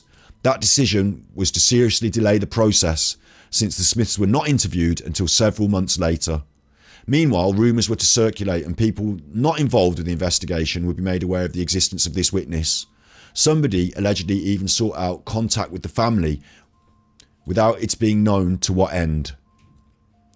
Allegedly, someone contacted that family. So the Smiths come forward. We saw this man. It was this man. He was going the other way to the way Jane Tanner says. He was going to the beach. He was carrying a child. I'm pretty sure it was him. Oh, we'll get you in. We'll get you to Portugal. Yeah, we'll come. We'll come to Portugal. We'll do a reconstruction. We'll take your evidence. Yeah, absolutely. We're not coming anymore. And the Irish police will interview us. Yeah. Okay, yeah. Wow. Again, solid evidence reported by the head of the police that did the investigation. This report came in. This is now, again, it's circumstantial witness statement. Somebody's seen something, memory jogged by seeing him on the telly. Big stuff, isn't it? Big stuff. So we've done a lot today in this big episode. Tomorrow we're going to talk about the dismissal of the head of the investigation. Just to finish today, we're going to have a look at some of these videos of the McCanns. I'm just going to quickly check my dog again because he's barking at you going out the door then, or coming in. All right. His mommy's arrived. My mommy's arrived. The dog was going nuts for her. What are you talking about in chat? Child medicine. Oh, Calpol, yeah. Calpol is like cough medicine, but it's sweet for kids and it does have a slight sedative effect. Basically, if you're, because Snips works in child medicine, she knows about this sort of stuff. If you've got a kid and it's like, you know, oh, I feel sick and I don't want to go to bed, and like, just have a little spoon of Calpol and you go to bed. It's like a coverall for all sorts of things. And as a kid, it's that placebo effect as well of like you're having a spoon of medicine. So like, I've got a headache and I feel poorly, or have a little bit of Calpol and why don't you get to sleep, you know? And there's a double-edged sword, which is that it has that slight sedative effect so kids feel a bit better and go to sleep easier. And it's not like sedating your kids in the evil way. It's quite a natural, normal thing for many parents to have a bottle of Calpol in the bag just in case for these sort of events. Let's have a look at some of these videos. Kate are still waiting. Tonight, Madeleine's parents, Jerry and Kate, are still waiting desperately for news. And with every hour that passes, the questions only grow and the sense of dread mounts. They felt from the beginning this was a case of abduction, of someone snatching their little girl as she was sleeping in their holiday apartment. And a short time ago, they made this appeal. Words cannot describe the anguish and despair that we are feeling as the parents of our beautiful daughter Madeleine. We request that anyone who may have any... What was noted at the time was that, you know, they seemed a bit uncomfortable. I mean, obviously you would, because like if your child's missing, but she's cuddling this soft toy. Like she's got this soft toy in her hands and she's looking down, and like, you know, she seemed really like to be grieving. And Jerry put his arm around her there for a minute and then took it off her, didn't he? You know, like he seemed less supportive and more cold in these early stages. Information related to Madeleine's disappearance, no matter how trivial, contact the Portuguese police and help us get her back safely. And you would say, you know, if you've got any information, please come forward. This is always the case. The thing is about these press conferences as well, is they happen when people are guilty. And what tends to happen, I remember my nan, good old nan, she used to have this sixth sense for this. Tracy Andrews press conference. I remember this one like really clearly. There was this woman, she was called the road rage killer. What she did was she did the murder, but she said that somebody did it in a road rage thing. Both me and the other person were like playing cat and mouse with each other for a while. When they overtook us, I was shouting at Lee to, slow down, just ignore them, stop the comedy. I don't know if a lot of men are like it and a lot of women are like it, but when you get behind the wheel of a car, sometimes you change personality. It was just the way he looked. His eyes he had starey eyes. It just didn't seem normal. I saw the man hit me. I don't know what with. I didn't see anything. I just tried to stop the bleeding really and comfort him as much as I could. My nan watched. I remember we watched this live, and my nan said she did it. She's guilty. She did it. Like, first press conference, she turned out to be guilty. You have a lot of these press conferences where people come forward to ask for, if you know anything, can you help? And there was also Shannon Matthews, which we'll cover in another episode, because I would love to cover Shannon Matthews in another episode. It'll be funny. Shannon Matthews was under the fucking bed, but they did these press conferences.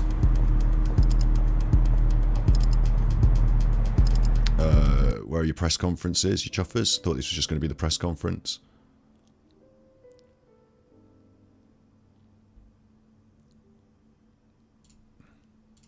Well, I think that somebody out there will know Shannon. But supposed to probably know me as well. And I just want her home safe, really. And everyone was watching the press conferences going, you've done it. You're shifty. So quite often in these initial stages, without media manipulation, without a press officer with them, people don't know the language of the media in terms of visual language, and they come across badly, and it becomes a thorn in their side later on because it comes back to bite them, where their testimony maybe that's being recorded is now able to be picked apart. So people who are guilty, often these press conferences lead to their capture. Please, if you have Madeleine, let her come home to her mummy, daddy, brother and sister. This is home video of Maddie, a girl who next week celebrates her 4th birthday. The Portuguese police have been searching throughout the day, perplexed and baffled like so many here. This is an adjacent apartment to where the McCanns were staying, and this room identical in layout to where Madeleine was taken from. And the question now... Taken from. See on the news. This is the ITV news, this is the commercial news, paid for by commercial interests, part of the right-wing media. So the story's been presented. This is where she was taken from. Like, they're instructing the British public on the initial stories. These are the first reports, aren't they? They're instructing the British public on what they should believe. How preoccupying police. They're creating the narrative. Did somebody break in? And if so, how did they get through this type of shutter? Locals and holidaymakers alike joined the hunt. But 24 hours on, despite forensic efforts and a careful look for fingerprints that might point to a suspect, there appear to be no clues and no obvious leads. And the sense of shock is immense. It's the thing you don't want to think about, though, because no parents want to lose their children in that sort of situation. It's not nice at all. Vox Pops, again, this is media control. No parents want to lose their children. Not she's dead, but she's been abducted. Vox Pops, people on the street who have no idea about what's going on whatsoever, and we've got their opinions now being broadcast to the nation. Britain's ambassador to Portugal would not put his weight behind the idea this was definitely a kidnapping. Is your working assumption that this is a case of an abduction? I don't think we can make any assumptions at this stage. Mark Warner Cut him off quick. is a holiday brand trusted by many British families, and this video footage filmed here last week shows the care that staff take to keep track of their youngest customers. This has become an agonising wait for a close-knit family that wanted simply to enjoy the sunshine of the Algarve.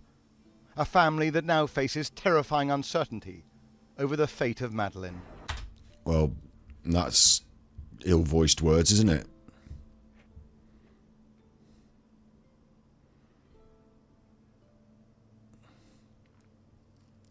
"19th of Feb 2010. What were the dates we were looking at? 2007. We were looking for the first press conferences, weren't we? This is the first press interview then. We'll have a little look at this, but I'm not going to do a deep analysis because we'll do that after we've learned about the body language stuff. Jerry and Kate, thanks very much indeed for talking to us. I'd like to begin by taking you back to the I'm kind of teasing the next couple of episodes for us here. Events of May the 3rd, on that evening. Tell us how you discovered that Madeleine had gone. So this is now the press people have got into them. You know, this is now a contrived setup, isn't it? They've set them in this sofa. They've told them what to wear. They put the pictures on the wall behind them. Like, it's a set. As I think people are aware, we were checking regularly on the children, and it was during one of my checks that I discovered she'd gone. I mean, I can't really go into any details about that, but... See, she looks very stressed here. I'm going to do a little bit quickly. She looks very stressed, and it's the word she says. During my check, I discovered she'd gone. Gone could mean she'd died, gone to heaven. And she can't go into any details about that, about the facts of what she saw. But she can talk about some bullshit, you know, that I'm making up. So I'm sure any parent will realise how that felt. Did the panic set in immediately? Yeah, pretty much. This is a resort that offers childcare facilities, babysitting facilities. Why then were the 3 young children left alone in the apartment while you were having a meal? And her face here is almost of anger. It's very subtle. It's very subtle. And we're going to do the body language, like I said. We're going to look at all the embedded confessions video first, learn a bit about how to read body language, and then I'll go into more detail in these videos later. But it's a face of anger, isn't it? I'm being accused now. Why did you leave them in the hotel? Are you irresponsible, negligent parents? It's this us against them now. This is being reinforced in her mind. The media are going to come after you and you're going to lose your children unless you stick with us, Jerry, and the ideas that we've got, which is to hide it, cover it up, take the money, Madeleine's fund, Madeleine's gift, and, you know, fight these people. I mean, I think See how she started to open her mouth and Jerry came in? Now she looks down away to the side. She doesn't look at Jerry when he cuts her off, which is unnatural. It's almost this passive looking away from it. She's not looking toward Jerry. He started talking. She's looking down and away. It's a passive sub-dom, you know, subservience thing. And she's biting her tongue, basically, not saying what she felt. She didn't get to respond. Sitting facilities. Why then were the 3 young children left alone in the apartment while you were having a meal? I mean, I think if you know the location here, which you've seen, what we did, I think, and then we've been...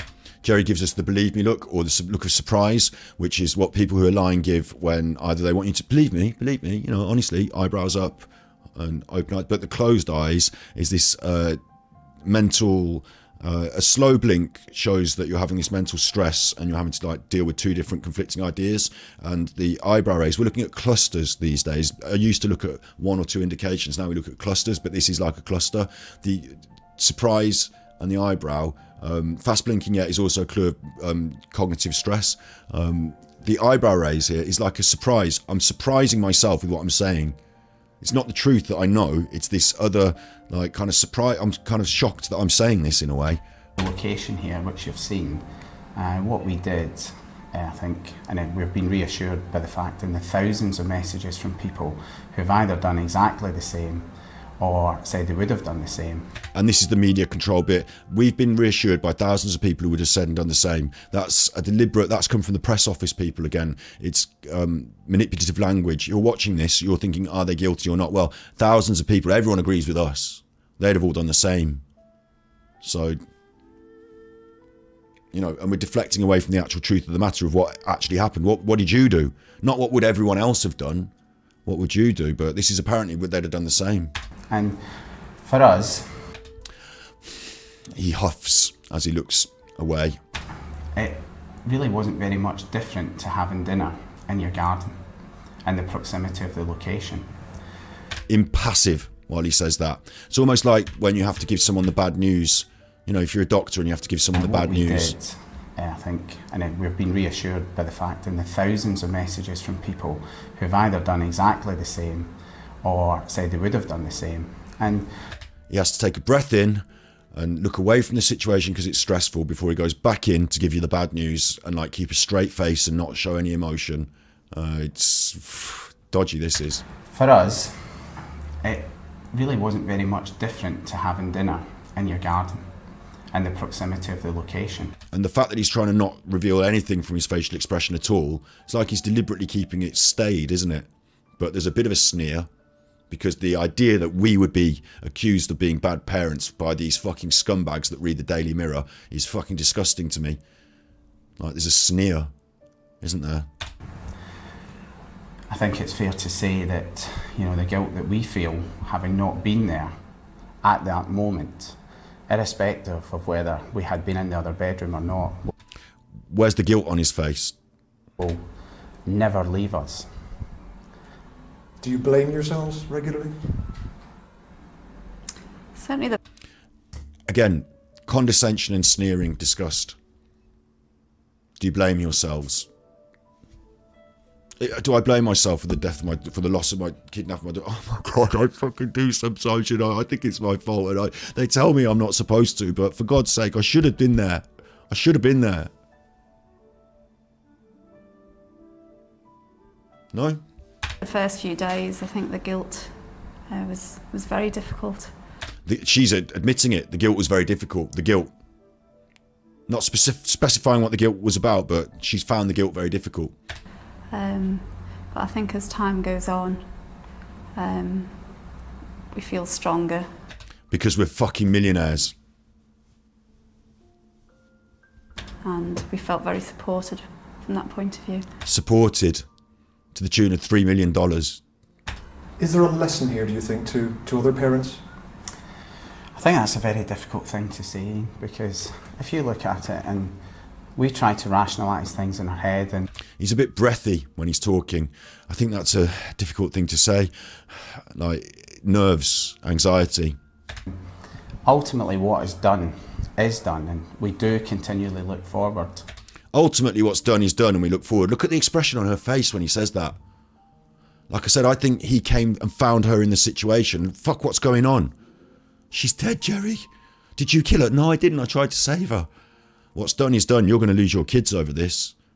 We don't want to dig it up and go over it. We have to deal with it. What's done is done. It's time to move forward. In that verse in the Bible, she's dead now. You can eat. I don't think Kate really resonates with that, though. I think that's something she's been, you know, forced into going along with, and she has to keep her mouth shut and her emotions in. But we've tried to put it into some sort of perspective for ourselves. We're in a very safe resort. We're putting it in perspective for ourselves. He's literally using the language that he's saying it's about us. It's not about dead Madeleine. We're trying to do something for ourselves to the tune of $3 million. You think about the millions and millions of British families. Oh, millions and millions. Again, it's language, isn't it? What's going through your head? The fucking millions of pounds you're making. That's what's going through your head. Millions and millions for ourselves. We go to the Mediterranean each year. Really, the chances of this happening are in the order of 100 million to 1. I think at worst we were... She cut in there, didn't she, as well? I think, like, don't say that it's unlikely that it happens. That makes us look bad. Naive. I mean, we're very responsible parents. We love our children very much. And I don't think any parent could ever imagine or consider anything like this happening. She said she was naive. Again, it's not my fault. I was naive. I didn't realise she'd have a reaction to the sedatives or fall off the sofa. I was naive. But these things all can apply to the explanation given to us by the detectives with all the evidence that they were responsible for the covering up of her death. All the things she says could apply. That's what you do when you're trying to lie convincingly, is say things that are true, so you're not lying. You're aware of the big public debate that went on in the immediate aftermath, and were you hurt by that? And you see, this is first media. This can't be the first interview, because the big public debate that went on in the immediate aftermath, they did loads of press conferences. This might be the first official interview for Sky, but it certainly wasn't the first thing they did with the media.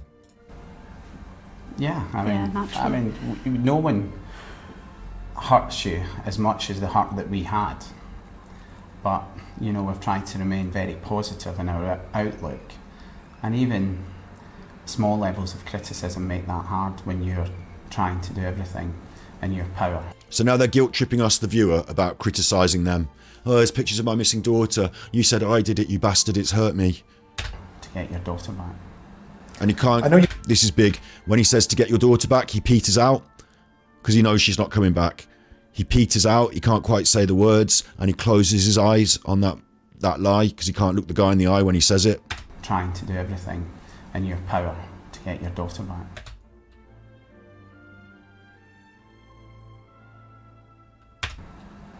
I know. Looking down as well, it was only a micro expression. That's a face of shame. So we're going to look into these, we're going to investigate all these. You agree he's guilty of not telling the truth, and people blink frequently. It could be lying or a sense of guilt, nervousness. Yeah, it's all tied in, isn't it? Because I don't think they went there and fucking, like me personally, I don't think they were part of some big pedo ring and like raped their daughter to death or anything. I don't think that. I've explained quite clearly, the same as the police. I think something happened in the room that led to Madeleine's death, and they've tried to cover it up, probably to save their own asses. Initially, to stop them from losing their children in a panic. And then subsequently, because within 3 days they had £3 million put in a bank account, and a media person and a lawyer saying, listen, with that 3 could become 6, it could become 10. We're going to take a cut. We're going to be controlling it with you, and give it a few years, you'll be millionaires. Like, it was all part of a thing, wasn't it? So yeah, I think it's not simply straightforward, but they don't give anything to us straightforward either. So it's too. This is the evidence come from the book written by the policeman who's the head of the case in Portugal. Next episode, we find out how he got booted off the case after coming to these conclusions. What went on a little bit after, and we'll follow up on these videos. The specifics that we're going to watch as well is McCann embedded confessions. I won't be able to watch the entire 2.5 hours of embedded confessions because it's too long for me. Like, I have to be a react to it. If I'm just broadcasting someone else's media, I'm just copyright striked. I'm just doing them a disservice, aren't I? But what I can do is we can watch it and pick out certain bits, react to certain bits. We need to learn more about how the work of body language is done than the actual things that they discover, maybe, so that then we can go on to the other videos and look into it. But this is a good video. I mean, this is somebody else uploading Richard D. Hall's video, so I don't know if they're all right for copyright. But Richard Hall put up these videos, and they're not even coming up on the top. There it is. They're in different parts. So they're in 45-minute parts, and there's 3 of them. So we'll have a look at them. I don't know how much. I'd like to get the most out of this guy who's telling you how to do the body language, and then move on to the videos with our own minds, looking at all the rest of the body language in all the videos. So we've got McCann interviews to look at. Next episode is how he got the sack, and McCann interviews.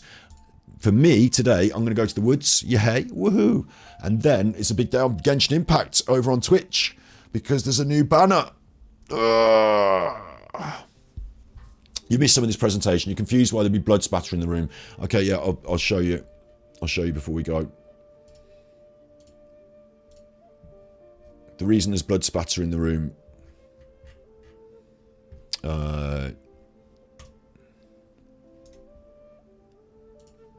This is the image. It's only small, but it's behind the sofa where the curtains were, and those markers are indicative of the blood upon the walls. And the idea is...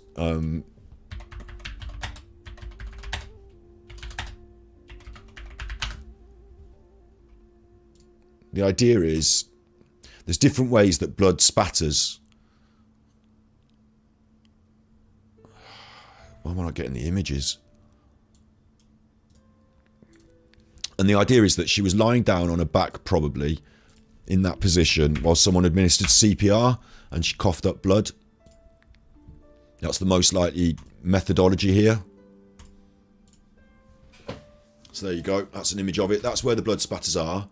She could have fallen and hit her head on the windowsill or something like that. The way the blood spatters, though, direction of travel and all this. It's indicative of someone being lying on their back in that position, the prone position, and somebody administering CPR and them coughing up and spatters of blood going in these places, or the force of the CPR ejecting some of these spatters from their mouth. So that's the theory. That's the blood markings on the wall, marked, and then an artist's impression of how they would have been projected from this point. And the spatters were found by the dogs, which we'll look at those videos. We showed the videos today, didn't we, of the dogs, so I don't need to necessarily go back over them over and over. But the dogs were the ones that indicated there was blood in those places. And where the dogs indicated, they marked, they took samples, and they discovered they were McCann DNA. So that's where this has come from. CPR alone would not produce blood. Yeah, she might have had blood in her mouth already, you know, and they've found her and they've tried to revive her. She might have choked on her own vomit. I don't know, you know. You're right, CPR alone wouldn't produce significant blood spatters, but they're only very tiny. Like, these were missed by the initial detectives. They were found by the dogs, so they're only very tiny marks. They may have been cleaned off. And again, we can't know exactly, can we? Oh, my tummy's really rumbling now. We can't know exactly, so this is my conjecture. And their conjecture based on the evidence. So we can't know exactly, but that's, you know, they are interesting questions you're asking.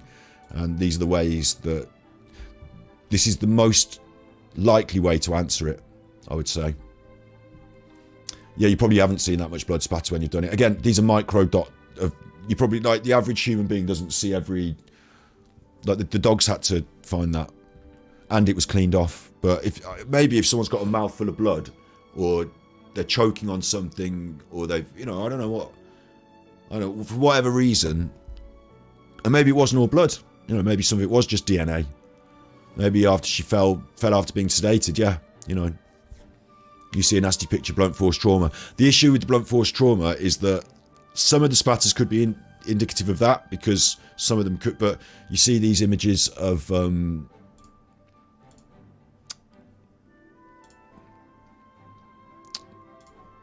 Google Madeleine blood spatter images. I just want to see, I saw one a minute ago, so I should be able to find one now. That'll do, won't it? You get different kinds of blood spatter depending on how fresh the blood is and the angle of impact and how it's, like, they have a lot of detailed forensics on whether blood spatter is trauma, blunt force trauma, shaking of the head, all this sort of stuff. So those people have gone over it and come up with these sketches. There could be a combination, but it could be a combination, but that's the sort of thing we're talking about anyway. I'm not going to go too deep into it now because we've covered it, but we answered that question just specifically, I think, haven't we? A full blood asphyxiation CPR, then I could see it. Yeah, it's that sort of thing. It's that sort of thing. It points away from the idea they could have been doing some sort of like weird pedo gang and she died, or like, it's different to that, isn't it? And you're not looking for blood spatter when you're doing chest compressions, yeah? Like, the fact that it was found, the fact that that blood was found, we have to explain it. I think that's the issue, isn't it? And so then they lead to the next best explanations, and, you know, it's not a certainty, it's circumstantial leading to a conclusion, but that's why we think that. And I don't think it because I just made it up. I think it because the lead investigators on the case came to that conclusion. Yep. So we know what we're doing tomorrow. We know what we're doing on this channel tomorrow. There'll be another Genshin Impact upload tonight, hopefully, if I can get my head around sorting out the upload. And I just wanted to quickly show you, before we go, new banner. We're getting a new banner on Genshin Impact today. It's not who we thought it was. And she's the only one we really want is this one. She's the 4-star. So we might pop a couple of wishes and not worry if we get the big one or not.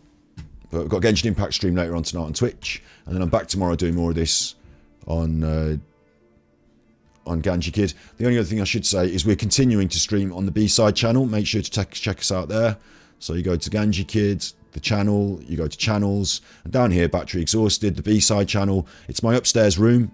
Yesterday we were reacting to a podcast about Darkside Phil, narcissism, conversation about narcissism with Steve of the Dead being present on that podcast. He's someone we want to get on our stream. And I was playing this game, Astroneers. So just chilling game vibes, like chill game vibes, not like hard shooting and like just walking around collecting and building. And the game's chill. And because in the evening I chill. I sit up there in that room in the attic and play a little bit of video games and listen to some podcasts. So that's the format for the B-Side streams. So it might be boxing chat, it might be YouTube chat, whatever it is. It's chill gameplay and chat on the B-Side late at night without the big lights on my face and without the big rig. Just a chill stream. I will improve the camera because we're going to improve the quality of that room. I'm going to tidy up the room and, you know, make it nice up there. It's the second stream room. It's the B-Side room. So you found Dark City games on your iPad in Budapest now. Vampires, very tax. There's a game, Bloodhunt. Is it called Bloodhunt? There's a like Fortnite-based style game with vampires in Prague, I think. And I've had a little look at that. They've been a bit fun. Tippies! Tippies! I'll do the tippies now. I need to get walking the dogs. It's 6 o'clock now. Thank you very much for the tippies. I do really appreciate it. I do. You know, I really do. It makes me feel like I'm actually doing this because I actually am. Well done, Detective Gun. Thank you. I didn't do the detecting. It's still loads of money you keep giving me. It's loads. Snippies is tipping for all of you. I hope you all know this. She's tipping for all of you. She's keeping your end up. Nobody's obligated, but if you do enjoy the content, become a producer. Help me to produce. Help me to eat and live, because that's basically what I'm at. You know, this is my income. I'm doing the work. I'm here turning up. I'm trying my best. God damn it. But you're not obligated in any way. If we can move towards monetization would be great, because then I can not like worry about so much tippies, but more worry about view count and monetization. But also I'd like to set it up so we've got members, super chats and all that. And then the other thing that we're going to try and do is find a sponsor. So I have to stop talking about really controversial things and tidy up a little bit, and then we'll find a sponsor, and that will really take the pressure off you having to tip you in any way, shape or form. But Snipsy's happy to do it. She's one of my producers, capital K, Nigel. Anyone who has tippied into here, UH, you're all my producers. You're all producers. You should all get credits at the end. Executive producer. You're complicit. You're good. Thank you for the tippies. So remember, be good,